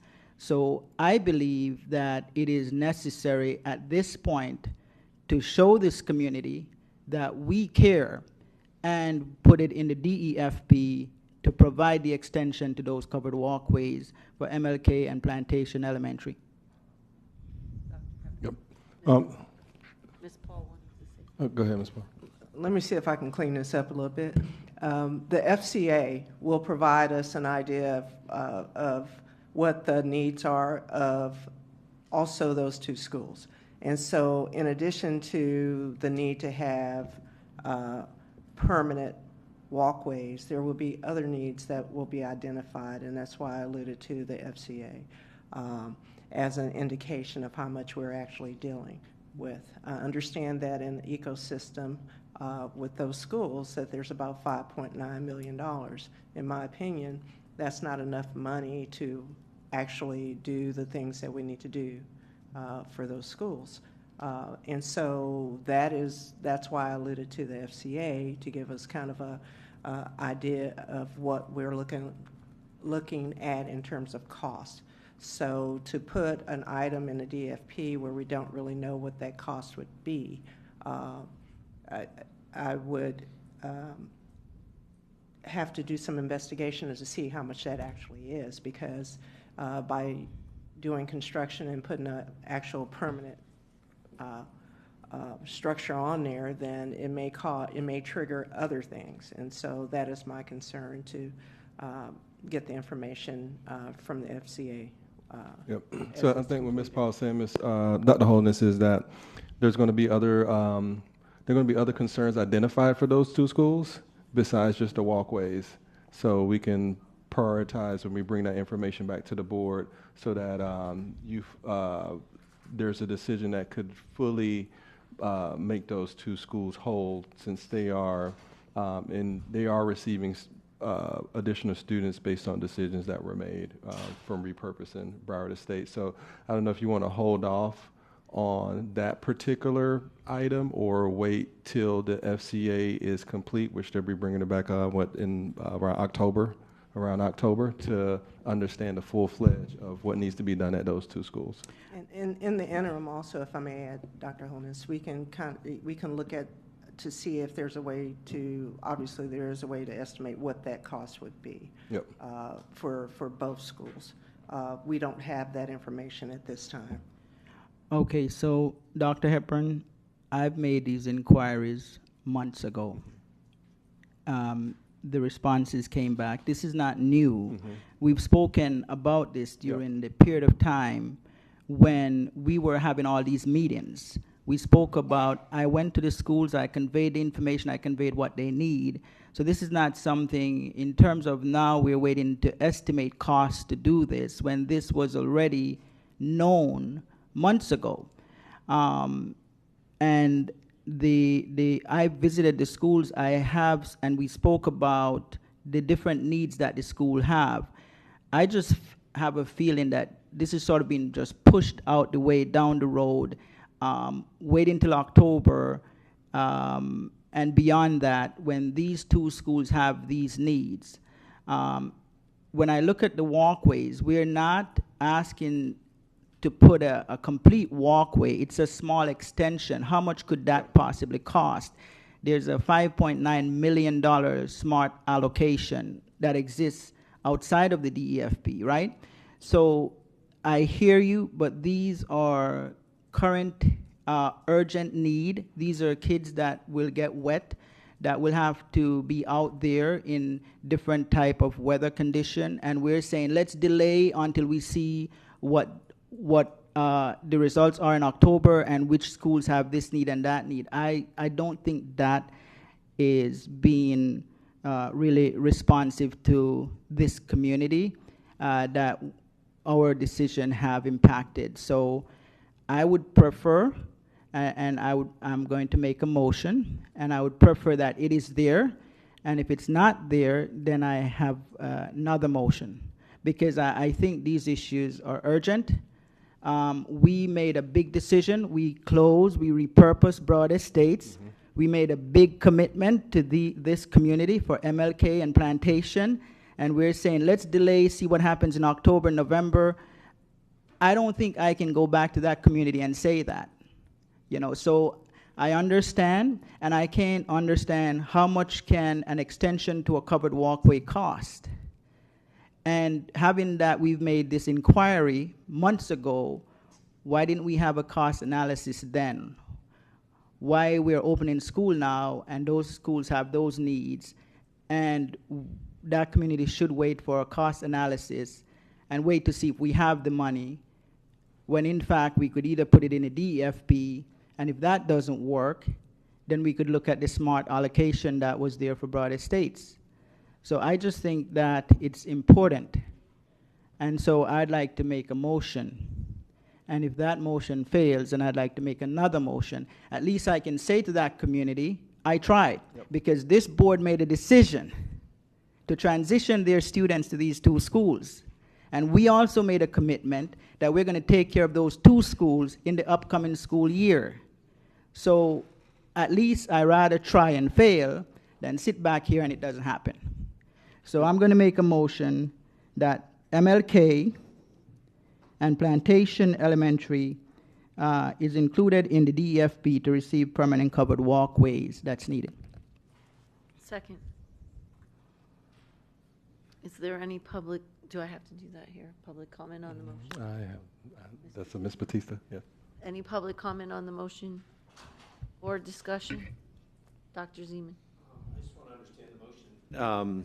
Yeah, the DEFP is a 5-year funding plan, and so if the motion is taken literally, there's not a whole lot of urgency in that. You know, having something in the DEFP means it'll be done in the next 5 years, and so we need to be maybe more precise in the motion if we wanted to do something urgently. I'm also always concerned about, you know, equity across 239 campuses. I appreciate Ms. Paul's answer because we have been spending a lot of money to get this FCA done, and we want to know how all students are doing. And I think that the students that are no longer at Broward Estates and going to other schools are going to better schools. And they're going to schools that are going to get tons of special attention from us in many, many regards. But I would like to spend the money, you know, across all of our 239 campuses where there is the greatest need for facilities. And so I'm not sure how I feel about this motion, but I just do want to be precise that if the motion is taken literally, it wouldn't be done urgently. It could be done in 2030. And so if the maker of the motion would like to withdraw that, or that we could vote to withdraw it and redo it, we would have to say specifically what year. The other question I'd have for our attorney is, can you do this if you don't know what the price is? Because putting words into a budget plan has no impact, right? I mean, you're pushing on a string if you do that. If you put words in with no dollar figure, all you have is words on a table. There's no, and so I don't know if the motion is pertinent now.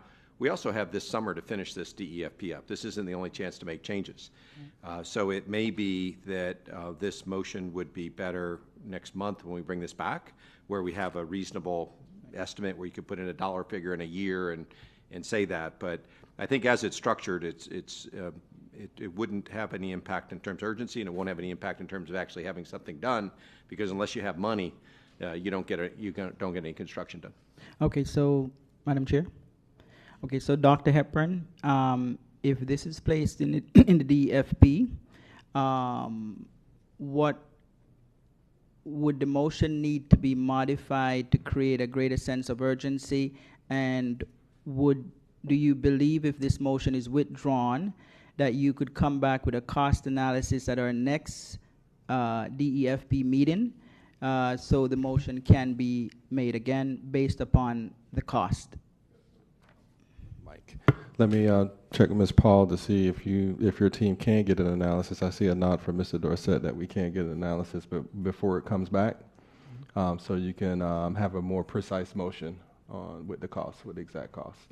Okay, and Dr. Hepburn, in terms of the urgency of getting this done, inclusion into the DEFP, would I need, should this come back, a time frame within my motion to accomplish this? And what is the earliest period do you think this could be done? So let me lean on Mr. Shim on the time frame for the DEFP. Would his motion need to go ahead and let Ms. Paul may have an answer? So for clarity's sake, we previously committed to provide temporary covered walkways for MLK, not Plantation. So if the intent of the board is for us to provide permanent walkways for both campuses, then that is a change. I just wanted to be clear with that. And we will do everything we can to come back with an estimate of what both campuses would cost for permanent walkways. The concern that I have is that, just a caution, that it may be more than just a covered walkway, depending on what we, in construction, there's always something behind the wall and always something under the ground and whatever. But we will make every attempt to come back and provide the board with an estimate of what both campuses would cost for permanent walkways. Question two, the time frame of Dr. Holness's motion. Does he need to add a time to make sure it's more expedited than other items in the DFP? It just depends. If we're tapping into the $5.9 million, that money is there in the SMART program. So that is something that we could utilize for those two campuses. I think that was part of a previous discussion of keeping that money within the ecosystem. So that will be an opportunity to do that. Yep. Okay. So what we can do, Dr. Holness, once we get this data, we can talk offline with the team and also kind of give you a conservative range on timeline, so you can make a better motion to move forward. Okay, so, and just a point of clarification, Dr. Hepburn, you were aware of when I visited Plantation Elementary. I also expressed the concerns of the walkway, so that's not new information. So I'm not sure how the information is transferred to anyone in your department, but that concern was already expressed months ago. So everything that I'm bringing forth here, it's not new information. So I just wanted to clarify that point, and I'm going to withdraw the motion so as to get the added information. But I think it is really important for us to make sure that what we indicate and promise to these communities, when we make changes that significantly disrupt the community, that we're actually living up to it and we're not dancing around it, because it's very concerning. And I know there are district-wide issues, but this is a little different because of the one school that was closed or repurposed that resulted in an impact. So, Madam Chair, I do have some more comments, but I'm going to hold those to see if anyone else has other comments. Okay, I just have a question on the item you just brought up. So I'm withdrawing the motion. Right, I know, but it's going to come back up. So couple of questions. First of all, is it possible just to do temporary, because we may end up closing 1, 2, or some part of that school where it wouldn't like to work on permanent, is question one. And secondly, why can't we use the SMART bond money for that as opposed to trying to put it in the DEFP? To just do a temporary one for right now so that when school opens, Madam Chair, they have something. Okay, Madam Chair, they are going to install temporary covered walkways for Plantation and MLK, but those are temporary, so that's already going to happen. She was talking about permanent ones. Yeah, but my motion was to, subsequent to that, to install permanent walkways. The question was in the funding, and the motion was to put it in the DEFP or the SMART bond should that fail. Okay, so the temporary one's already in motion. Yep, that's already okay. in motion. I missed that part. And like Ms. Paul said, the reference to using the $5.9 million in that ecosystem of the Broward Estates, MLK, and Plantation, that can definitely be used. But my understanding was that all of that was wrapped up in the DFP. Is it separate, Mr. Shim? I just want to clarify. No, the funding is in the DFP. It is a part of the SMART program, but of course that's all in the DFP. Okay, all right. Ms. Thompson. Madam Chair, can I just finish up just one last thing? Dr. Hepburn, when we spoke about this, we were told that the SMART bond allocation for Broward Estates, which is $5.9 million, will be spent, all of it, in that ecosystem. Correct. Right? So, and I think that the board came to some form of consensus on that. Okay, so that still stands, Yep. correct? Okay, all right, thank you. Correct. Becca, is yours on this particular topic? Okay, go ahead. Mine was actually this clarification. Just I at least remember that we did promise that ecosystem. Yes. That money that was going to go to Broward Estates, and so I'm in agreement with prioritizing that. I know it might come back. I just wanted you to know that, but also I feel like because we're about to go through this whole process again, like we all need to make notes of what we promised the community and make sure we deliver it and help remind each other that that's what we promised that community, because otherwise this next edition of redefining is going to fail because they said we did it once and we already went back on our word. So if we promise that ecosystem or whatever you called it, the ecosystem, that money, then that's where it needs to go because that's what we said. That's my comment. Thank you. Mrs. Al-Hadef, is it on this topic? Oh, no, I just concur with Ms. Thompson. When you promise something, you shouldn't go back on your word. Thank you. Okay, perfect. Okay, Dr. Holness, continue. Madam Chair, if anyone else wants to speak, because I may have a couple other things, but. Well, we weren't going to do different No, rounds, just keep so going. This is your turn. Okay, no problem. All right, so I just wanted to, and I am speaking on this because of just the impact that it has on that ecosystem, Ms. Thompson, as we say. So Plantation Elementary, and I spoke with Dr. Hepburn, that which is one of the transitioning of student schools, that there were no outdoor restrooms available for students participating in PE, and due to safety protocols requiring all building doors to remain locked, students must be escorted by staff to access indoor restrooms. Now, Dr. Hepburn, I guess my question is, and obviously these are going to come back, as we exhaust the funding of the $5.9 million for the smart bond allocation for Broward Estates, the funding could be used to address some of these other issues at these two schools, right? Because when I went there, they had a couple hundred kids, it looks like, playing outside, and every time one of them need to use a restroom, they have to go inside the building and be escorted. So more kids are coming on that campus, which will compound the problem. So we are committed to spending that $5.9 million to its exhaustion to address any of these issues that are there. Is that correct? Correct.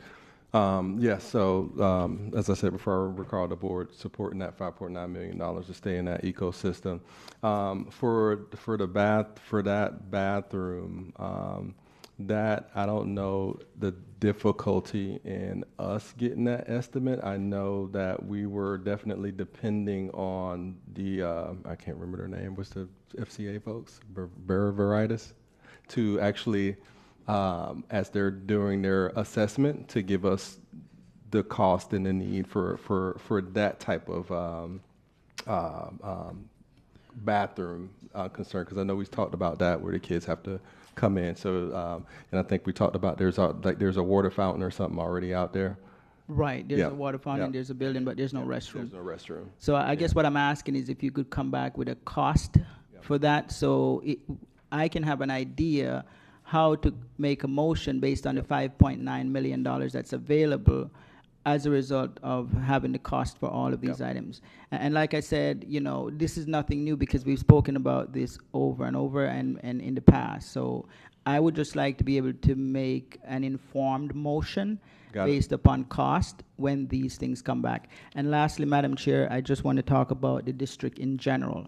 What I have observed is that when I go to different schools, some of them have playgrounds with shade structure, and some of them do not. As we all know, in South Florida, it gets pretty hot, right? I believe I requested information, and I was told there are 53 out of, I forgot the total number, 300 and something, with shade structure. So, Dr. Hepburn, district-wide, is it possible that going forward, it could take multiple years, 10, 15 years, but could we start 2 or 3 schools per year that we, or whatever the number is, I don't know. But I think for the safety of our students, and it just appears that each year it gets hotter and hotter.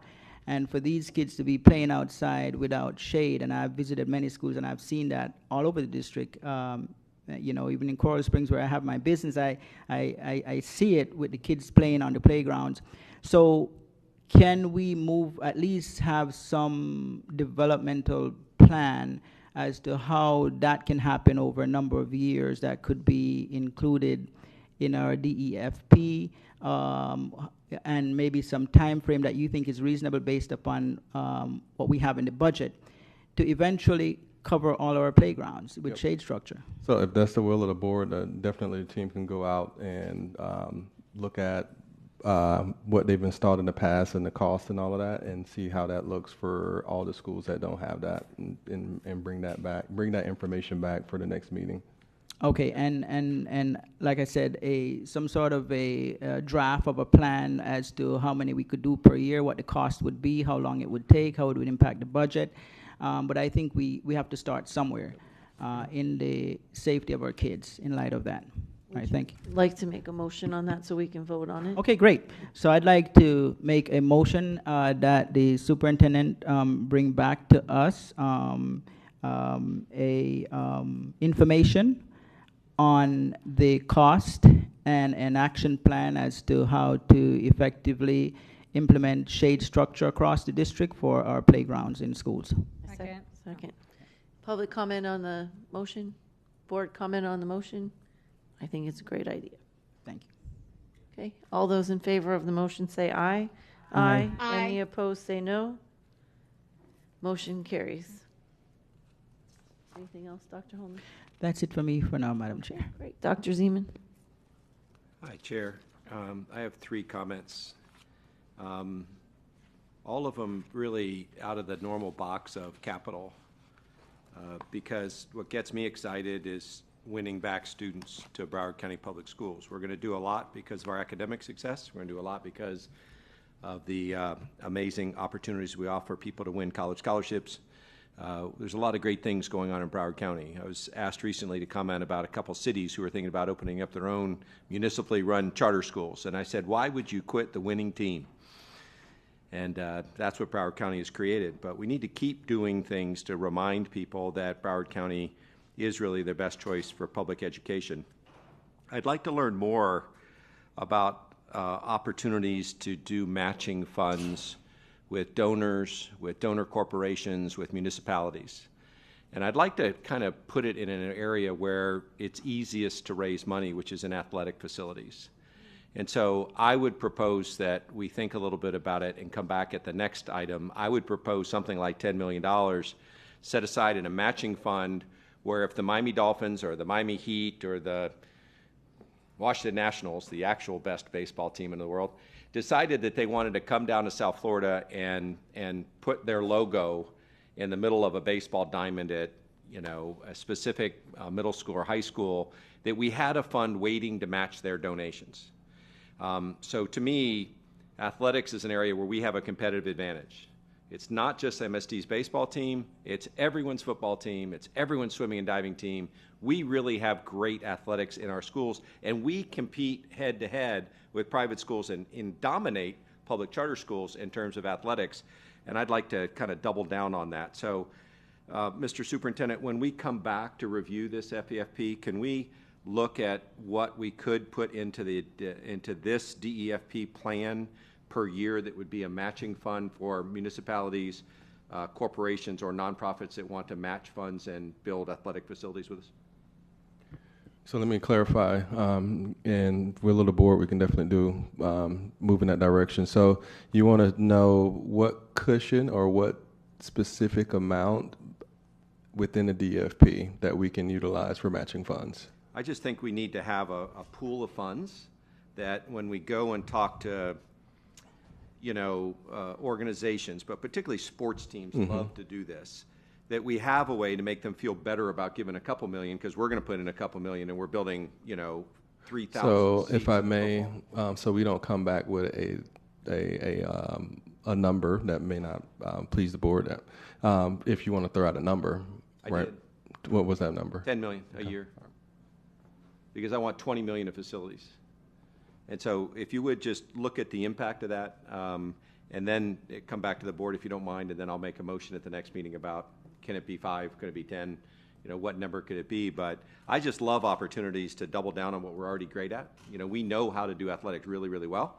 And I know there's a lot of people in the corporate community of Broward County and outside that would like to donate down here, but they love donating when there's a matching fund. So I'd like to think about that. So yeah, it's just a follow-up for our next discussion on FEFP. The second is, we talked earlier about a pretty exciting opportunity to invest some capital dollars in an academic program. And I love that idea. I noticed that it's actually less than, it would still keep us very close to the 10% fund balance if we spent money on the capital side to build in a VR academic system at every middle school in the county. That'd be a landmark decision. But I'm just commenting for right now, because I hope that comes back next week, that we have money in the DEFP where we're not busting the 10% fund balance if in fact the board decides to do that next week, which I hope that they do. The third point is, where is it in our policy that we have a 10% fund balance in the capital account? Dr. Hepburn. Mr. Shim. It's written in the fund balance policy. I forgot what policy number that is. It's 30. Well, anyway, I could look it up. It's in the back of the fund balance. No worries, but it's in the policy that we have on fund balance. We have one for the general fund, and then we have a separate one for the capital fund. Right. I just kind of want to make sure everybody understands that. We have roughly $500 million in our bank account for capital, right? And so we have fund balances in case there's fluctuations in the money so that we can kind of ride out those fluctuations. On the operating side, I understand that. We got to pay teachers. We got to, pay for supplies and software and all the computers and all that to run our schools. On the capital side, if there was any kind of economic fluctuation, we could just stop building stuff for a while.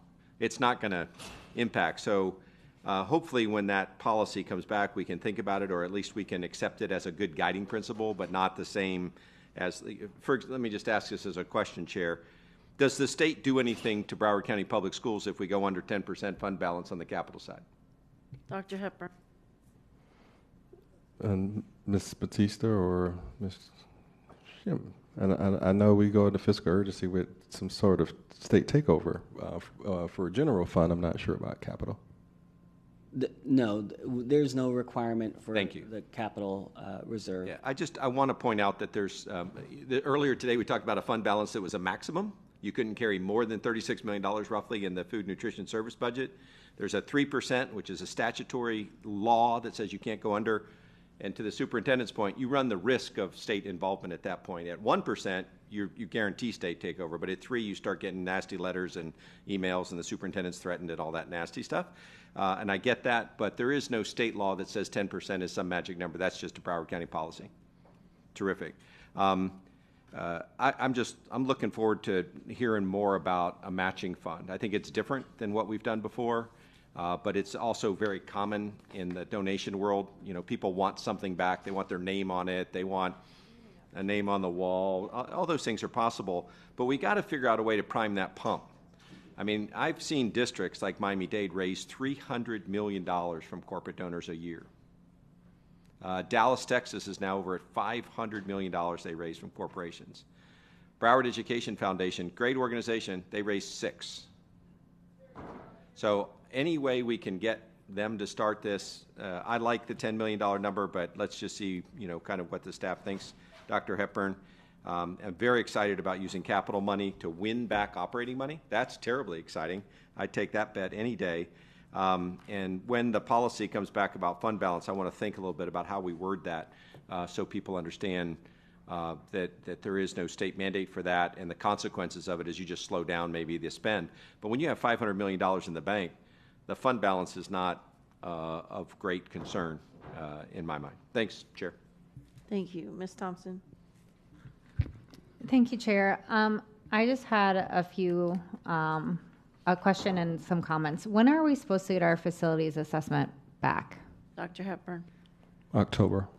That's when remember the last workshop, that was the reports were in draft form. They're clean up all the data, and then they'll finalized with the clean report in October. We bring that back to the board. Is there any way to speed that up? Because I feel like we're having these conversations. We're about to vote on a plan. We're about to have a redefining schools workshop next week, and we're just being expected to make decisions when we don't have the full information. So I would caution about speeding them up. I think those are some of the things that got us in the place that we are with our facilities by pressuring or doing some things that expediency in this process, I think, doesn't bode well for us. We want to make sure they are very thorough because they're looking at a lot of information that they've collected from schools, and we want to make sure it's accurate and correct. And I know Ms. Paul's team is also working with them just to make sure everything's accurate and correct. So while I understand that, I think there's a lot happening in Tallahassee with things that can happen to our facilities. We're trying to do redefining schools. So if we can't speed up that information, what is the plan to make sure that we're making timely decisions after we have that information? Yes, so it'll be very timely. We have a workshop for redefining next week. Dr. Wanza's team is scheduling out what those other workshops are. There'll be another one in August, but it will the information that you receive from the FCA in October will give the board enough time to start considering some of the hard decisions that we need to do for some schools that may have to be closed, repurposed, whatever the aspect may be. So for the 26-27 school year. So I think you'll have ample time and a lot of information from the FCA to help facilitate decisions about what we need to do to some schools. In that same vein, as Dr. Zeman mentioned, there are cities that are now considering taking over our schools. How is that knowledge impacting how we're deciding on projects? So I've been through this before in other school districts. There's nothing wrong with exploring those opportunities and having those discussions in their commission meetings and with their communities. We have to push forward, knowing what we need to do to continue to be the best and make those hard decisions. If a city or municipality decides to take on that challenge, I'm pretty sure they're going to communicate with us how, when, and the process. So I know there's uncertainty in a lot of that, but they are well within their right to explore, but we have to move forward with what we need to do as a district too, and not pause on anything based on their conversations.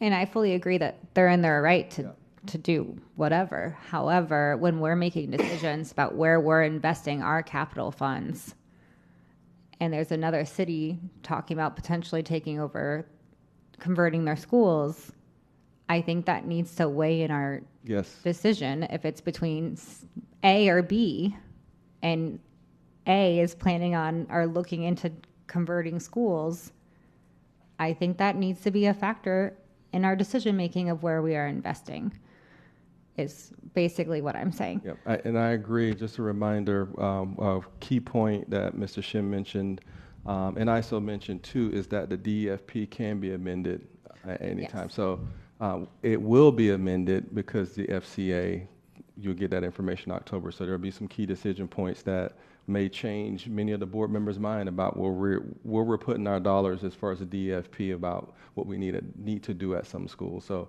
I expect many amendments moving forward once that FCA information comes out, and if any cities or municipalities want to take on that challenge, the board has the opportunity to amend.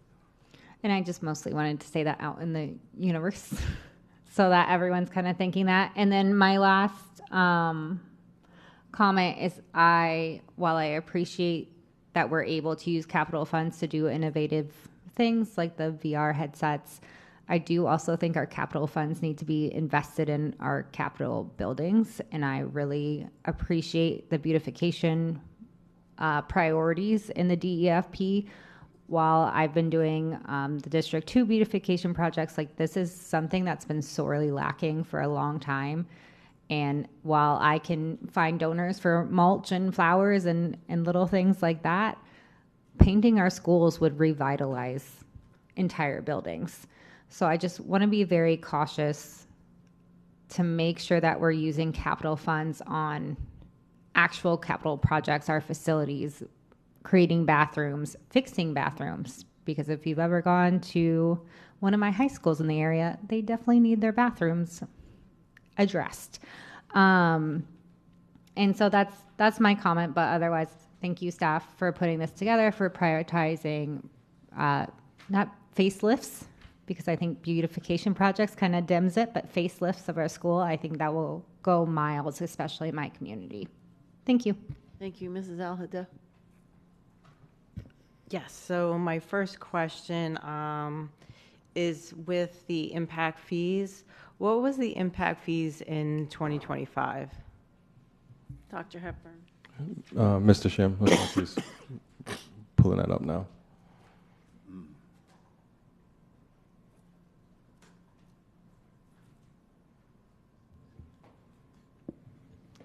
It's approximately 6 million so far. 6 million. So how did we jump from 6 million to 12.1 million? Dr. Hepburn. You're referencing where it says local? Mm-hmm. We sold some more. Local sources, impact fees? So the impact fees for 2025 is through 3 quarters, so we haven't collected all of it yet. That usually comes in a little late. But the amount that you're referring to is not just impact fees, that also includes other revenue. So for that year, I believe it's $8 million we have budgeted for impact fees in that line, and the rest is interest and other revenue. For 2025 or 2026? For 2026, the line that you reference, I think you're... It says 12.1. Right. Mm-hmm. So that's not all impact fees is what I'm saying. That it includes other funding sources such as interests and other local things. It's Okay. $8 million. It will be helpful to put that all in there so it's just very transparent. Okay. My next question is regards to the intercom systems. It says leasing. Is that something we've always done? I don't remember we were leasing our intercoms. Dr. Hepburn. Go ahead, Ms. Jim. Yeah, we have leased intercoms before in the past, and in this year we're doing it again. It helps us to sort of spread out the costs of it. And have you weighed the financial impact of whether you're leasing or buying, and I guess the upgrades throughout the years? So you think it's better to lease it? Yes, I mean, it helps us to afford other things in the year instead of paying that larger impact. And they last, they're long-lasting, durable items, so we can finance them. Okay. The portables, 2.5 million. Are you adding portables or are you demolishing portables? Dr. Hepburn. Go ahead, Ms. Jim. I think that's demolishing, correct? We're demolishing Yep. portables. We're not adding portables. Okay. I think, again, just say demolishing because it's clearer. The FPL rebate payment for LED lighting upgrades, can someone speak to that? So we're getting money back? If Mr. Shim or Ms. Paul.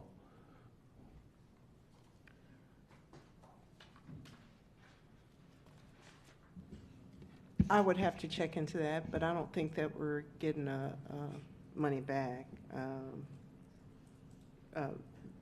Mr. Dorsett, are you available? Yeah, because I know we're actually going to experience a rate increase, significant one. Good evening. My name is Janet Puma, Project Manager with the Environmental Conservation Utility Management Office. And the way the performance contract work, and we have been using this in the past, is called guaranteed savings, and it's not the energy savings part of it. So the FPL, we do have some FPL rebates in some of the lighting projects. We do get FPL rebates, and but to be specific on the question, this performance contract is guaranteed savings. That we get the savings from the actually improvements that we're doing with the lighting and the water saving plumbing fixtures. So we're getting the rebates and cost savings from those improvements. That's great. Mhm. So we're getting money back. Yeah, in the long run, yes, we do get the money back. Yeah. We don't get a check, you know. They don't deposit it in our account, but we get the benefit of the cost savings. And it's not only the benefits of the improvements, but we also have, it helps the beautification because we improve the lighting inside and outside, and also it helps with the safety of the campus. And we had great feedback from the schools that have received these improvements over the past, going to 5 years already. That's great. So we should look to expand that. Yes, we're trying to. Great. We're looking for future phases throughout the DFP 5 and 9 to cover Okay. 5-year. And then I would connect that to some solar paneling. Maybe we can save some money, get money back on that. We were, I think a couple board meetings ago, we were supposed to get a follow-up on that. I haven't seen it. Solar paneling, speaking to.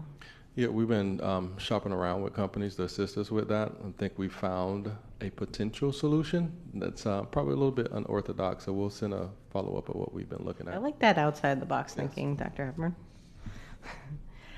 Page 7 in regards to the playgrounds in 2025, 2026. Oh wait, I think I'm on the next document. There was no money for playgrounds. That was disappointing. Why? I mean, I've heard the board speak about playgrounds as a priority over and over. Why aren't we funding playgrounds? Dr. Hepburn. Go ahead, Ms. Jim. Yes, in the DFP, they're already funded in the plan. This is just for presentation purposes, and it only shows what we're adding. But in the DFP, playgrounds are funded in the book. On page 264, it shows. Page 323 in the document.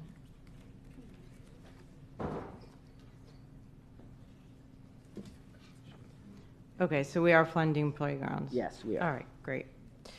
On page 11, as far as the school replacement radios, I just struggling with why that money is in later years instead of being pushed up.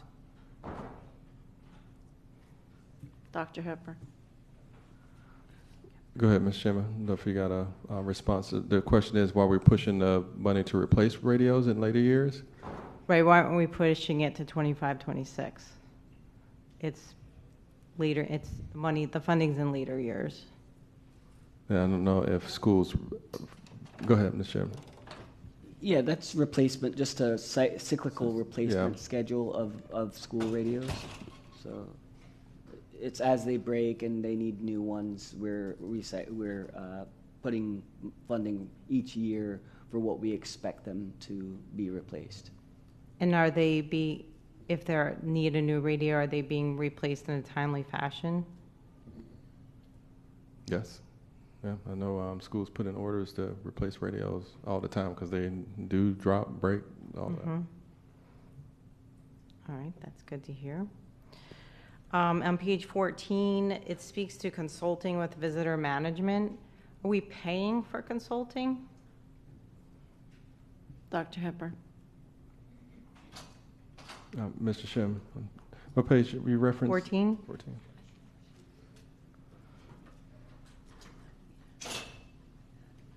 In classification, it says consulting. Or is this we're actually getting visitor management systems?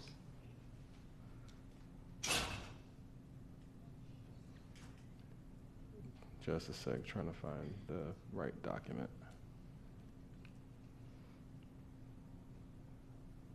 says previously no funded line item that we know of. We replace, repair special laptops for this system, as well as a peripheral devices for visitor badges. Also, vendor technical enhancement may be requested. Consulting.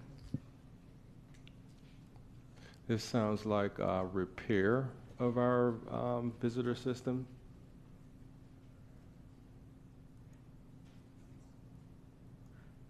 Okay, so the consulting is the wrong word?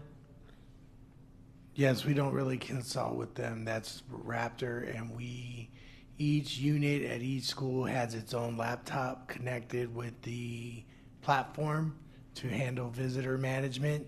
So those dollars help to upkeep the laptops and technology at the visitor management center in each school office. Okay, so that may be repairs, maintenance. Okay, thank you. And then on page 25, Broadview Elementary School, I was flabbergasted with the timeline of their funding for the inside of the school to be painted. Basically, their funding was halted in 2008, and now they're looking to fund them to be painted in the school year of 2029, 2030. I find that totally unacceptable. This is a school in North Lauderdale, Title I school, 86% free and reduced lunch. So I move to push the funding for Broadview Elementary School to 2025, 2026. Second.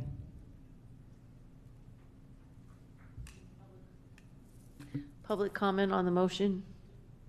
Board member comment on the motion? I would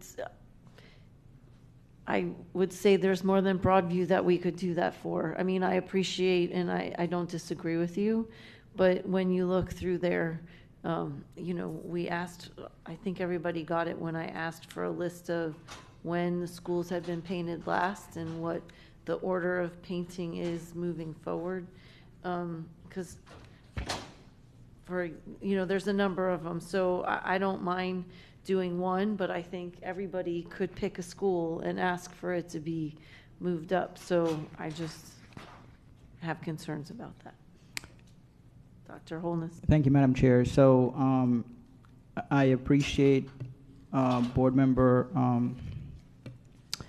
Board Member Al-Hadef making this motion. So I'd like Board Member Al-Hadef to expound on the concern. I did hear 86% free and reduced lunch. So if you don't mind, Madam Chair, I'd like if Board Member Al-Hadef could provide further rationale as to why we should prioritize this specific school. Maybe there is something else that is an outlier or that would necessitate this school given immediate attention. Because I think the goal is that if a school is looking pretty deplorable because of the condition of the paint, then we do need to address it, right? So if you could expound on that, Board Member Al-Hadef, I would appreciate it. And then I have a question for the superintendent, Madam Chair. Sure. I mean, I would have to go in and take pictures, and I can prove to you how the painting is, you know, doesn't look good. It's scraped. And I don't think it's acceptable. I don't think it's acceptable to wait 21 years to paint an inside of the school.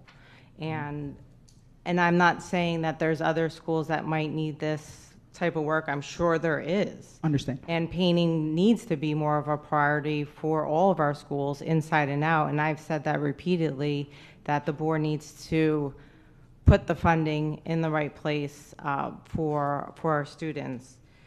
And you know, this school in North Lauderdale is a Title I school, 86% free and reduced lunch. It's $175,000, and I think it's important that we prioritize this school to move up the funding to 2025, 2026. Okay, and Board Member Al-Hadef, is it both externally and internally as far as the paint condition? It is, but this funding is specifically for interior. Okay, and from all of the schools in your district, would you say that this stands out to be one of the worst that would require definitely. Okay. So, Dr. Hepburn, and thank you, Madam Chair, I do have some questions. So, can you tell us the process, or what is the determinant as to when a school needs to be painted? Is it just based upon time frame? And if it is, then I think that's concerning, because I think needs analysis would be better. I'm not saying time cannot be one of the factors, but needs analysis would be also important in determining when a school needs to be painted. You can have a school that hasn't been painted for 15 years and it looks great, and then you can have another school that's been painted 5 years ago and it needs painting.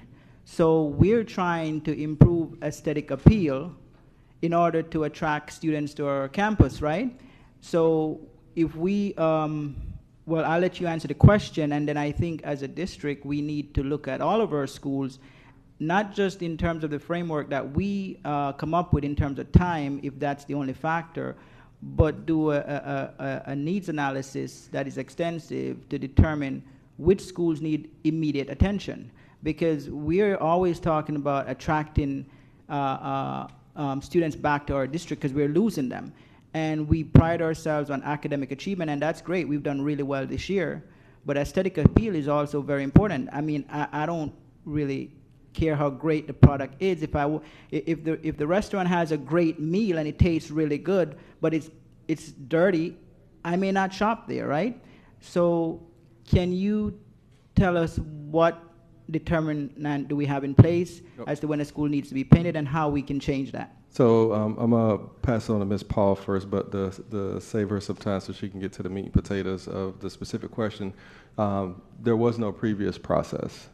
And so Ms. Paul has been doing her due diligence to create a paint schedule, which is typical in making sure you're painting the schools on a reoccurring basis based on factors such as time, areas where if it's located by a highway, it's going to get dirtier than schools that are nestled in the middle of a community, just to the road debris, whatever the case may be. There's other variables to create a great painting schedule so we can get our schools up to par. So there's something she's walked into, and I'll let her talk about the rest of what she's trying to accomplish. Well, thank you for that, Superintendent Hepburn. Yes, we did walk into this. We are trying to establish, and I'll have Mr. Dorsett, who's been here about 50 years, I'll have him come up and kind of speak more to it. But we have a lot of needs across the district. It's fairly obvious. Ms. Hickson asked me this exact same question in terms of how do we determine who comes first in the painting, and you are absolutely right, Dr. Holness. You can't do it just based on date. There are a lot of variables that go into that. One of the great things about having the FC done in this comprehensive way is that it gives us actual data in terms of the condition of the school, and not just data, but actually people walking and looking and touching our schools to determine kind of what the need is. But we look at several factors. Of course, we had to start from somewhere, and part of that is the date. And there's nothing more irritating that you can imagine than having a half-painted school, or where they come in and they paint one wall and the other wall looks like crap, and so forth. So what I asked Mr. Dorsett to do is to develop kind of a comprehensive plan on how do we paint our schools. I think right now we're on a 15-year paint schedule, but and that's unreasonable. But part of that is the fact that we have missed a couple of bond cycles that a large school district this size would normally have. And so when it takes us 11 years to complete a bond, that means we've missed a cycle in between, and then we're missing this other cycle. So these conditions are the result of that. And so, Mr. Dorsett, if you want to provide some of your experience and wisdom on this particular subject, I would appreciate it. Well, thank you for that. Again, good afternoon, board member, board chair.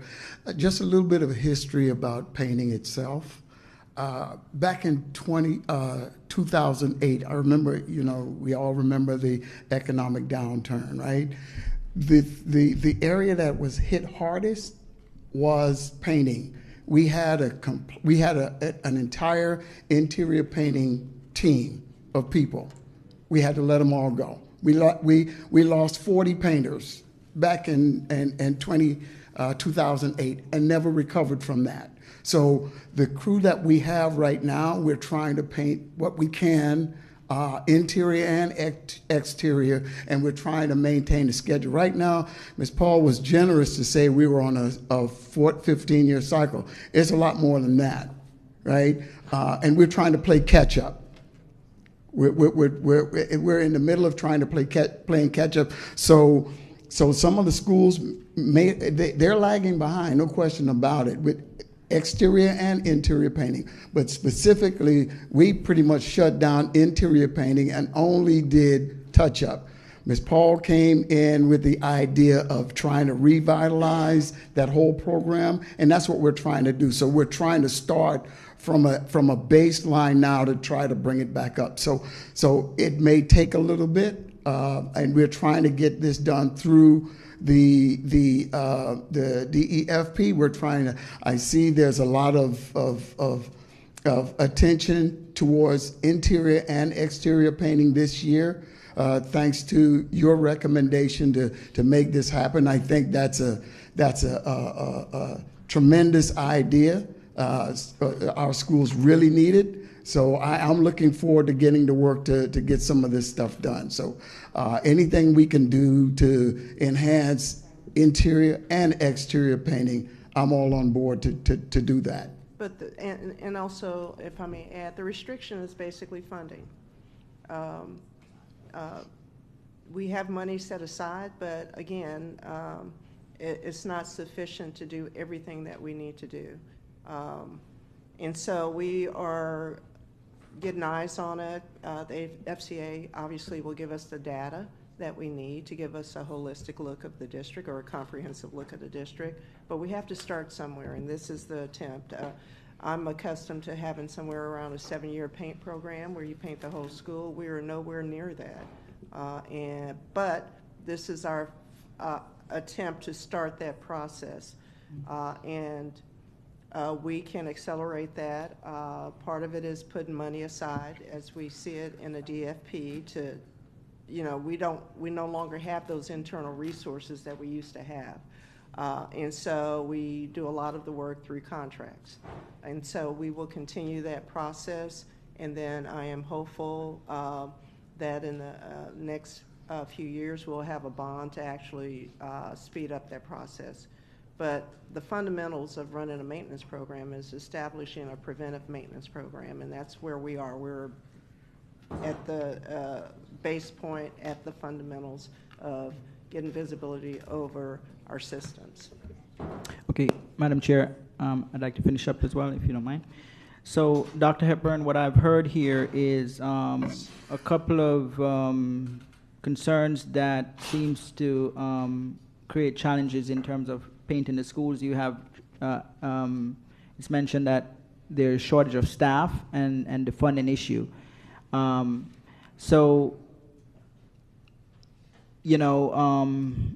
wasn't aware there was an issue with shortage of staff until Mr. Dorsett just mentioned that. I thought it was primarily funding. So in terms of our district moving forward, and I know that funding is always an issue, right? But I think we have to have an intentional approach to improve the aesthetic appeal of our schools. As much as academics is important, the looks of our school is also important. Someone is going to go to a private school or a charter school that is well painted, looks great, even if they don't have the same programs as we do, because that impression, first impression, as they say, lasts. So I think we really have to have a more aggressive approach to the painting of our schools, to the aesthetic appeal of our schools. And I don't know, after all of these needs assessment studies are done, if you'll come back with an action plan to shrink that time frame of painting at least the interior and exterior of our schools, because many of our schools have real problems. And I don't have a problem with a board member saying, because a board member, and Madam Chair, I know you're district-wide, but a board member generally is familiar with their district, and board member Al-Hadef says this particular school stands out from all the other schools. So I don't have a problem with one of the board members saying, listen, I went to my schools, I visited them, this one really stands out, and I think it needs priority. I don't think it's favoritism. I don't think it's saying give that district priority over every others, because I think every one of us have an equal opportunity to do that. If I go into District 5 and I see a school with graffiti all over, it just got deplorable over 5 years, I'm going to come back here and ask for the board to vote to paint it. So I don't see a problem with that, and I think if it stands out and it is an extreme, then I appreciate the motion coming forward, and that's why I second it. But overall, Dr. Hepburn, we need to move in that direction to be able to have an action plan to paint our schools and have this aesthetic appeal district-wide. So I'm going to support the motion. Thank you. And I'll just say, as you mentioned, I've been across the district, and I could probably list 10 right off the top of my head that have paint peeling off. So I would really like to see us finish the facilities conditions. Yeah, I always say the letters wrong.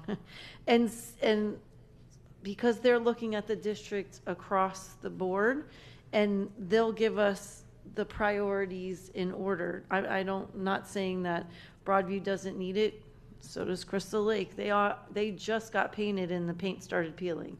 So, there's a lot of different things there. I don't think we keep saying we do things in silos, we do them in isolation. There's a facilities condition assessment that we're doing. We can change the DEFP once that comes. We've talked about that. I'd rather wait to see what the recommendations are and make the changes then, as opposed to doing one-offs now, because we can do one, then someone else will say, well, what about this school, and then we're leapfrogging what they're trying to work on, and we're paying someone to tell us what order we should be doing things in. So although I think they all need to be painted now, I just would rather wait to see the facilities condition assessment before we start making decisions like this. Oh, yeah, Mrs. Leonardi. Thank you. And just on this point, multiple iterations of the painting schedule have been shared. And, some of the reasons why schools are being delayed or are not, quicker on the schedule is because of when it was last painted. So I'll just put that out there. But I guess my concern is, when I'm visiting schools, principals will say, we need our school painted. I have schools where paint is peeling off the walls. I'll share the most recent schedule with the principal, and then the schedule changes. So, there's, I guess, two issues. One is most obvious, which is the schedule keeps changing or there are delays. And I understand waiting for the FCA, but it's got to be frustrating as a principal to continue to be told different things about when their school is going to be painted. And two, I don't think that I don't mind that I'm the person communicating that to the principal, but I don't think that that's really my role. And I know that in visiting schools, just generally talking to them about facilities and when they put work orders in, there's not a lot of communication that goes to the principal. So they're just kind of waiting until someone just shows up. And I know that staff and Ms. Paul has really worked hard to try to improve that. But whatever happens with the painting and the FCA, I would just really hope that we're over communicating with the principals so that they have clear expectations on when they can expect their schools to be painted. Thank you. Thank you. Okay, so let's take a vote on the motion to move Broadview. I'm sorry, but I had my hand raised. Oh, okay. Go ahead. Thank you. Sorry, I didn't want to miss my opportunity. I've been quiet. I've been absorbing everything that my colleagues have shared here. And what really sticks in my mind is promises made, promises kept, especially the ones that we've made to municipalities and to our communities before school starts.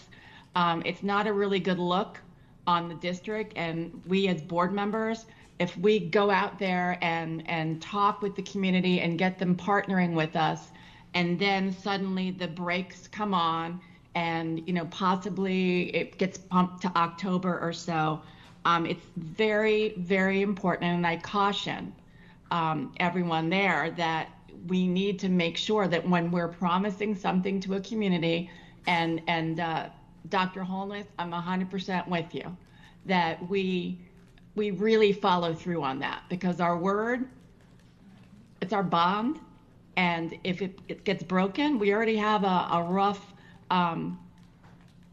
couple years that we've been going through here. So we're now working our way through with a better board, better staff, and we're moving forward. However, some of the lapses in communication, and especially with the partnerships with our municipalities, are disappointing, especially with communities that have safety issues.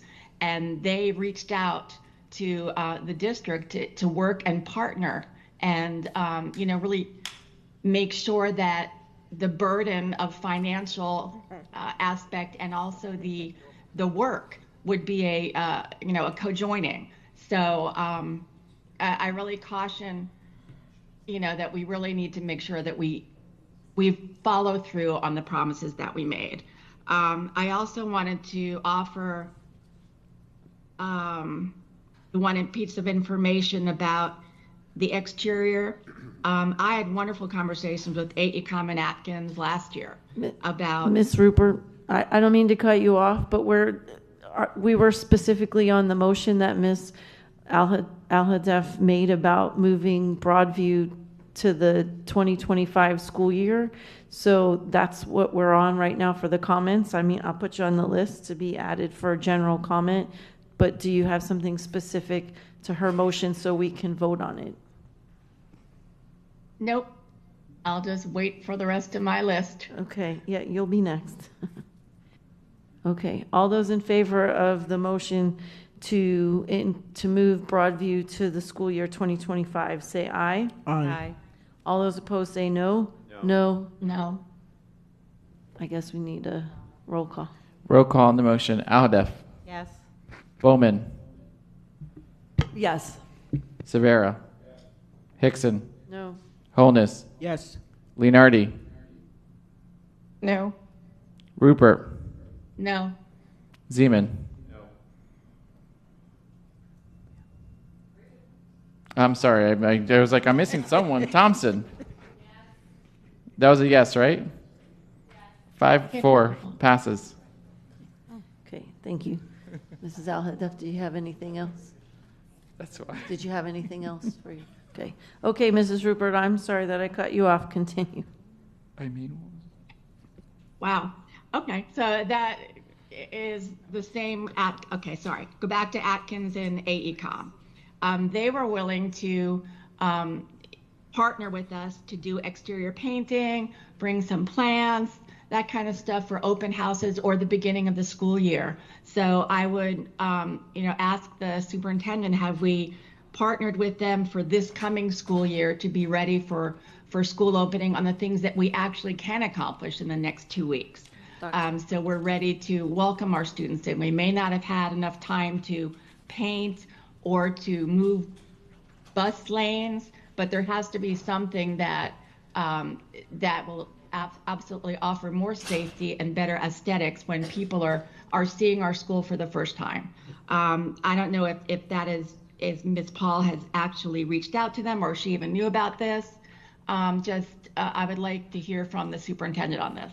Dr. Hepburn. Yeah, thanks for the question, Ms. Rupert. This is my first time hearing about those past opportunities. So I don't think Ms. Paul, based on her response, has heard about these either, and nor has AECOM offered them up to us.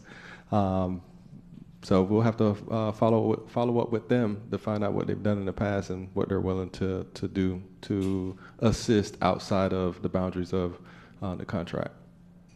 Right. And I honestly say that it was during a management change.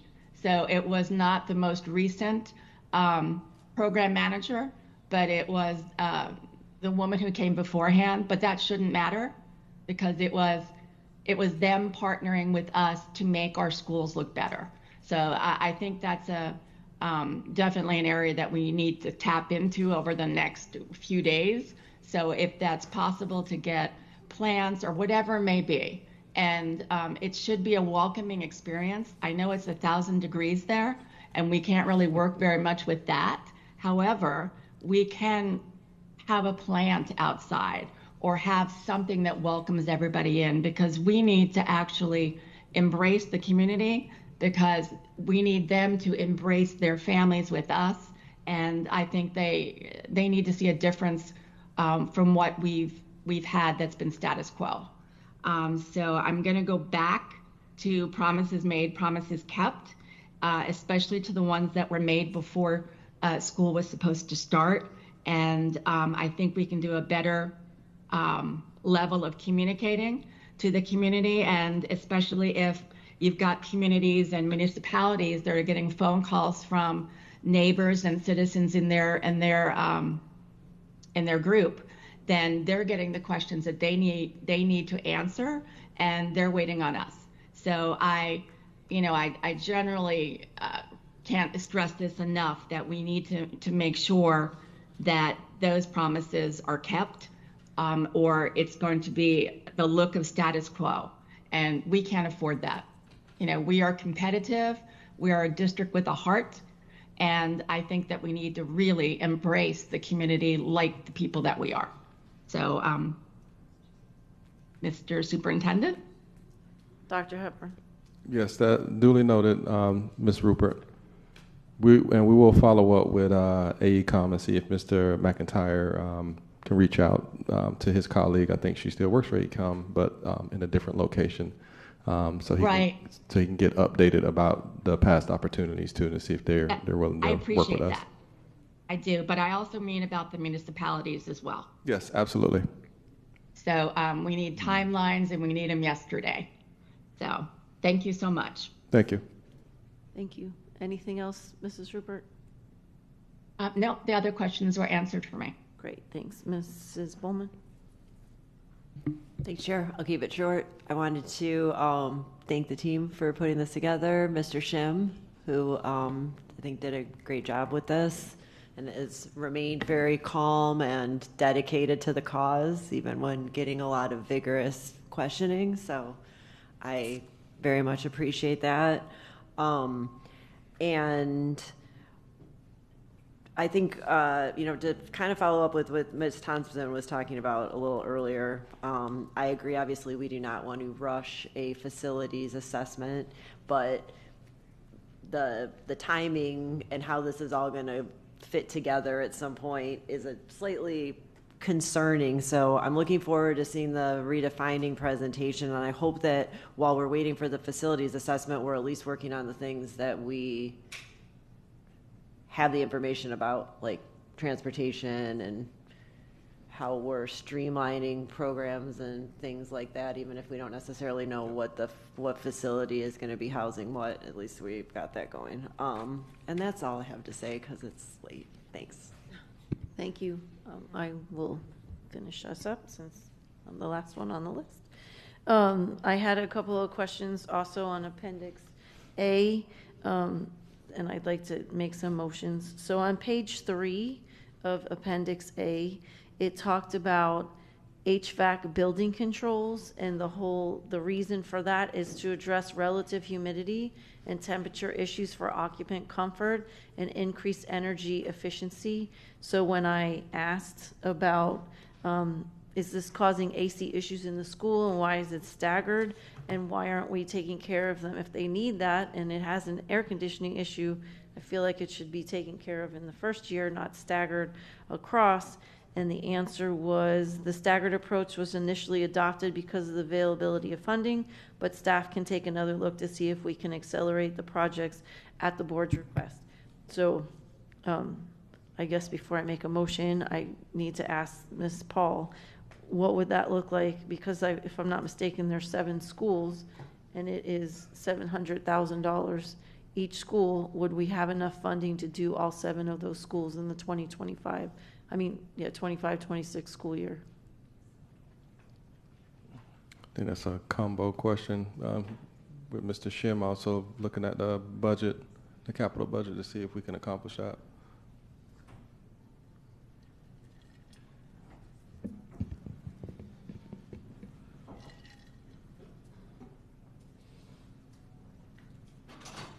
Go ahead, Mr. Shim, if you want to add to this. So that would be moving $5 million to the first year.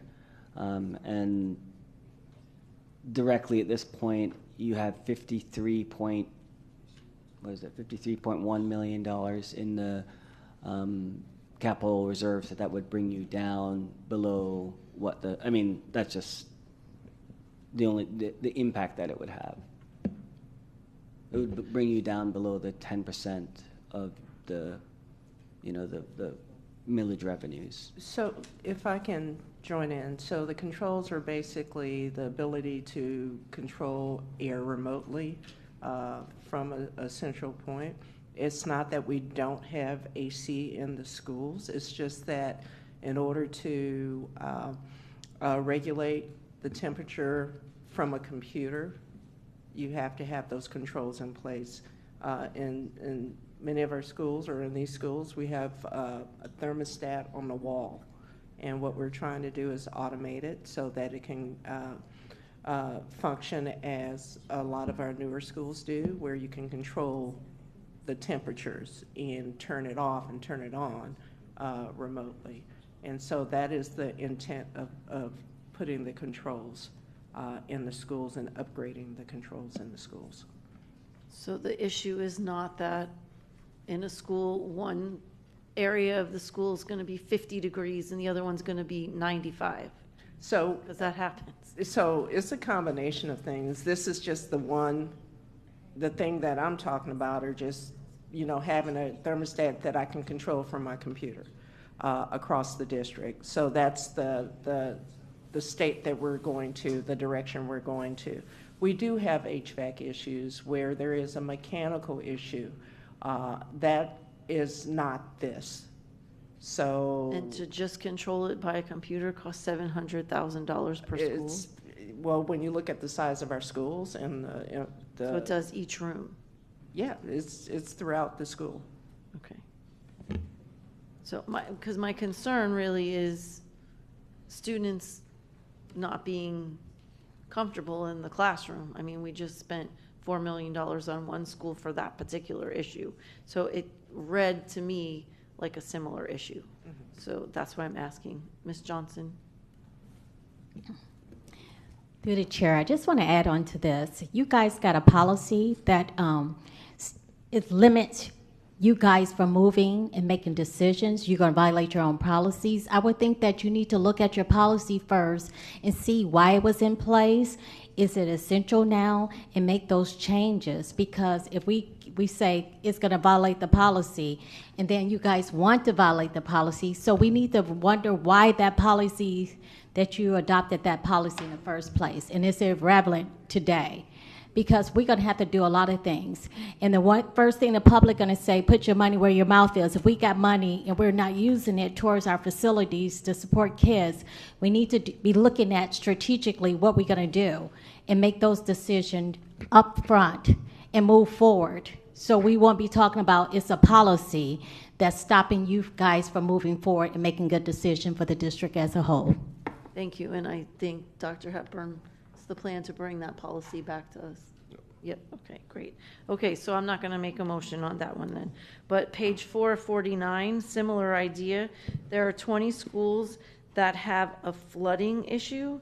And again, it's staggered as to when they're being addressed. And it says modification to existing surface water management system was identified due to on-site standing water following the April 2023 flooding event.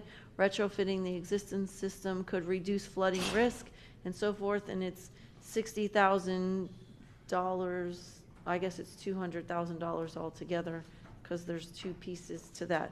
So again, my question was, if it's a flooding issue, there are 20 schools in this particular thing, and then there's 14 schools that need surface management repair. Why are we spreading that out over 5 years if it's a flooding issue when we have the 1,000-year flood yearly? How do we, yeah, is it, how do we, and again, I know it's funding, so I know that if we increase it, but I'd like us to have a better idea if there are things that are specific to a flooding issue or an air conditioning issue. Maybe there are other things in the DEFP that could be shifted to those later years, and we need to address these in an earlier part of the year, because just like painting is important immediately, these are things that are going to cost us money later, because if the school floods, then we have to pay to fix for the flooding. It seems to me it makes more sense to do that on the front end. So this is, if I may. Go ahead, Ms. Paul. And I know Mr. Shim raised his hand too, so if he wants to add later. Go ahead. Well, Mr. Shim, you go first and I'll follow up. I just wanted to point out that it was spread over 5 years, but I believe we've consolidated that into the first 3 years. So I'll defer to Mrs. Paul and the rest of the answer. Okay. Thank you.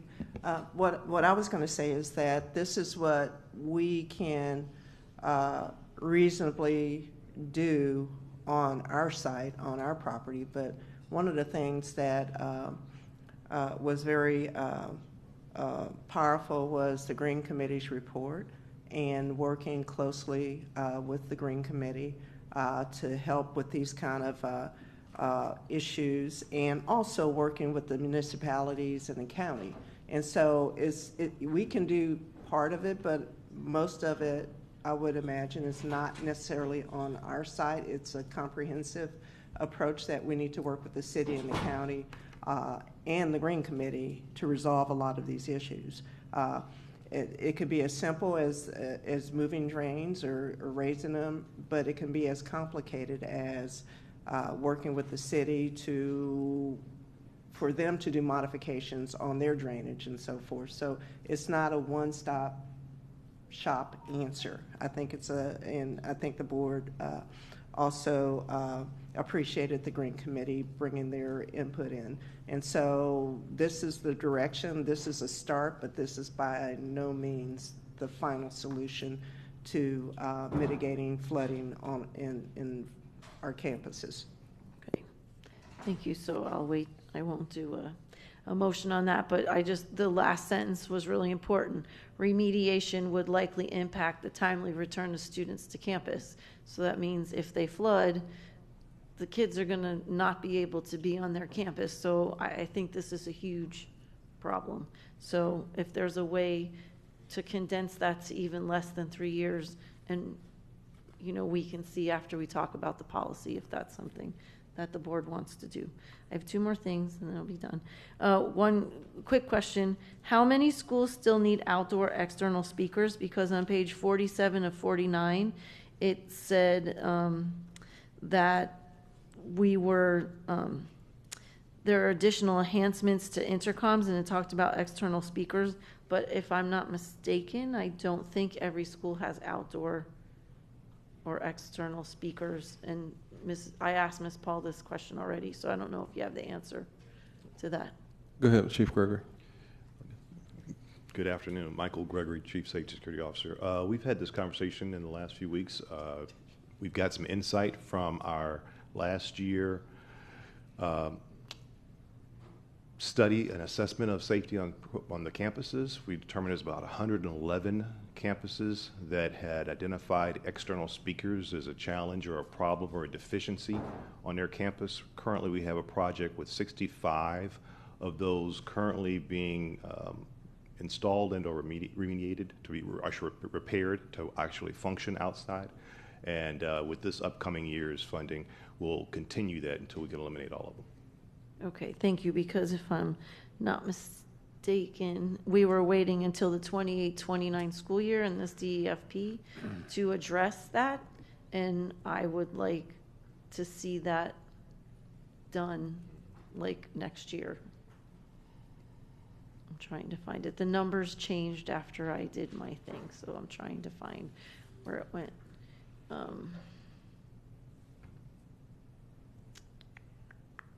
Go ahead, Mr. Jim.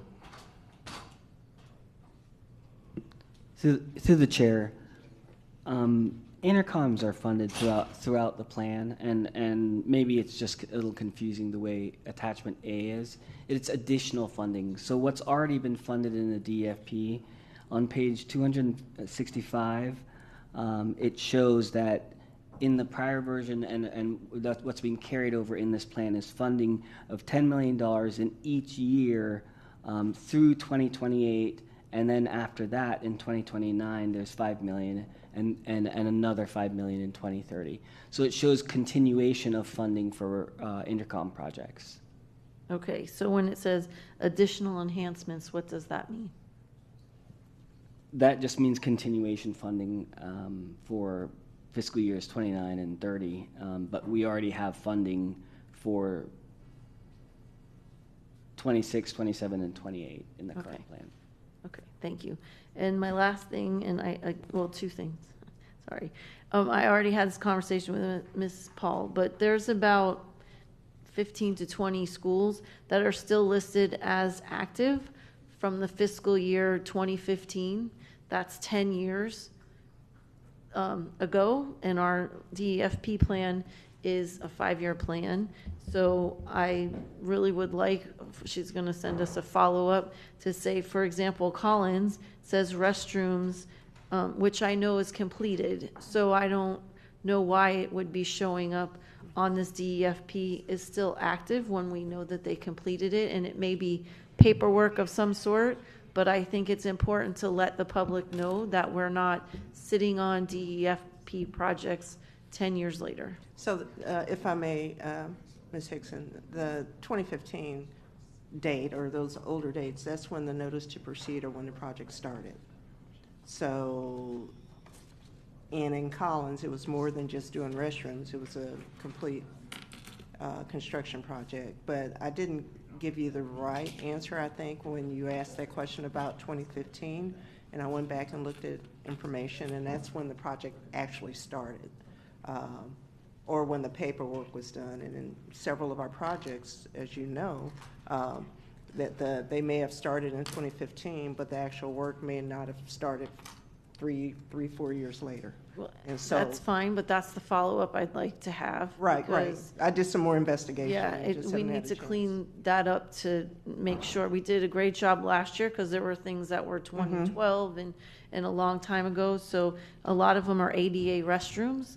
And again, if they were on the 2015 DEFP and we're in 2025, we can't just say, oh, we need to just have a follow-up. So I appreciate the list of schools that I gave you. If you just let us know why they're still showing active, because some of them are done.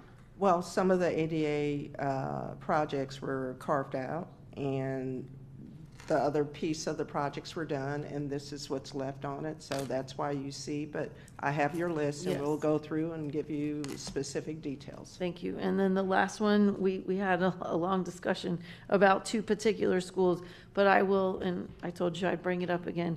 We as a board talked about covered walkways, not just for portables, because in the DEFP, all that's in there is the portables. I understand about the funding, but we did have a conversation and agree that we wanted to look at what that was. You've mentioned that that'll come in the facilities assessment, conditions assessment. So I look forward to that, but I just want to point out, we as a board said we wanted to see what schools needed covered walkways so our babies are not standing in the rain or the hot sun while they're waiting for either the bus or their car to come. So it just was disappointing. Well, so there are 2 facets of it. One is where there's no covered walkway, period. Right. And the other part is we have something called loggias here that that was a new word I learned. And they're made out of wood and they're rotting and stuff. So we have a twofold problem. We have non-existent covered walkways, and then because of the way the school was designed, and then we have covered walkways that are deteriorating and haven't been touched. So that'll it's come the FCA will provide us with that Perfect. information. Okay, thank you. Okay, all those in favor of approving this item 1, the tentative DEFP, say aye. Aye. Aye. As amended, because we had amendments. Those opposed say no. The item passes unanimously. The scheduled order of business for this special meeting of the school board of Broward, as amended. Chair? Passes as amended. When you're done, I have something to share. Okay. Oh, well, go ahead, because I can't adjourn it until you. Okay, thank you. It's a pretty big issue. I believe, Chair, that no school board member can commit funds to Broward County School. Is that correct? No individual, yes. And I also believe it to be true, that according to state law, that the superintendent of schools cannot commit public money without approval of the Broward County School Board. I believe that's correct. Yeah. And we need to think about that, because if someone's out at a town hall meeting and somebody wants to talk about a school or repurposing or an ecosystem, if it doesn't come here as an item, it ain't real. And that's what Nora Rupert was talking about. You know, if you're going to make a commitment to somebody, the commitment can be to bring an item to this board to commit money. And so the action that I'm going to ask you for, Chair, is when did we commit to spending all of the smart bond money, the 5.9 in an ecosystem, at an item at a school board meeting? Because if we're going to commit money, we cannot do that at a workshop by consensus. And so if we haven't done that, I think we can bring it here and get it done. But I think we have to be very careful about what we are going to do with repurposing, what we're going to do going forward. I agree 1,000% with Ms. Rupert that if we commit to something, it is a commitment. But we also have to manage the sanctity of this board. This board can commit money. A school board member cannot. A staff member cannot. Only this board can. And if that's the law, as I understand it, then we just need to be very careful about that. And once we commit, then we hold steadfast to do that. But there's been a lot of very loose conversations here today that make me very uncomfortable about what we have committed to any school or to any parent or to any ecosystem. And so I'm going to ask you, Mr. Superintendent, if we can get some kind of formal record about when did we vote on that ecosystem rule. And if we haven't, I personally will bring an item to make sure that we formalize that, because it's a good idea. But we have to be very, very careful about how we say that we're going to do something, because none of us have the authority to spend money. We only have the authority to bring items and ask for a majority of this board to do that. Thank you. Well, I can answer the question now. There was no formal vote. There was a discussion during redefining, especially after either right before or right after that vote, a discussion by the board, and however we define consensus, whatever that definition may be, that the board came to some form of consensus about. And I will commit to my colleagues that I will bring that item next Tuesday for us to vote on and make that formal. But we cannot say that we've committed to an ecosystem $5.9 million because of something we said at a workshop. It has got to be a school board item, and it has to be voted on by a majority, or you cannot commit funds. So, Chair, there was a vote on January 22nd. Oh, I stand corrected. I was pretty sure we voted. MM1 Superintendent Recommendation, Broward Estates. Motion was made by Ms. Leonardi, seconded by Mrs. Hickson, and carried. I move to direct the superintendent and staff to come up with a plan to allocate the annual cost savings we will experience from repurposing Broward Estates to establish and maintaining the Early Learning Center, with understanding that the first year the superintendent has discretion to use the funding to assist with the transfer of students from Broward Estates to other schools. This plan will be developed by March 2025. Does it say specific about the 5.9? I think It doesn't say specifically the 5.9. It does say the cost savings from that.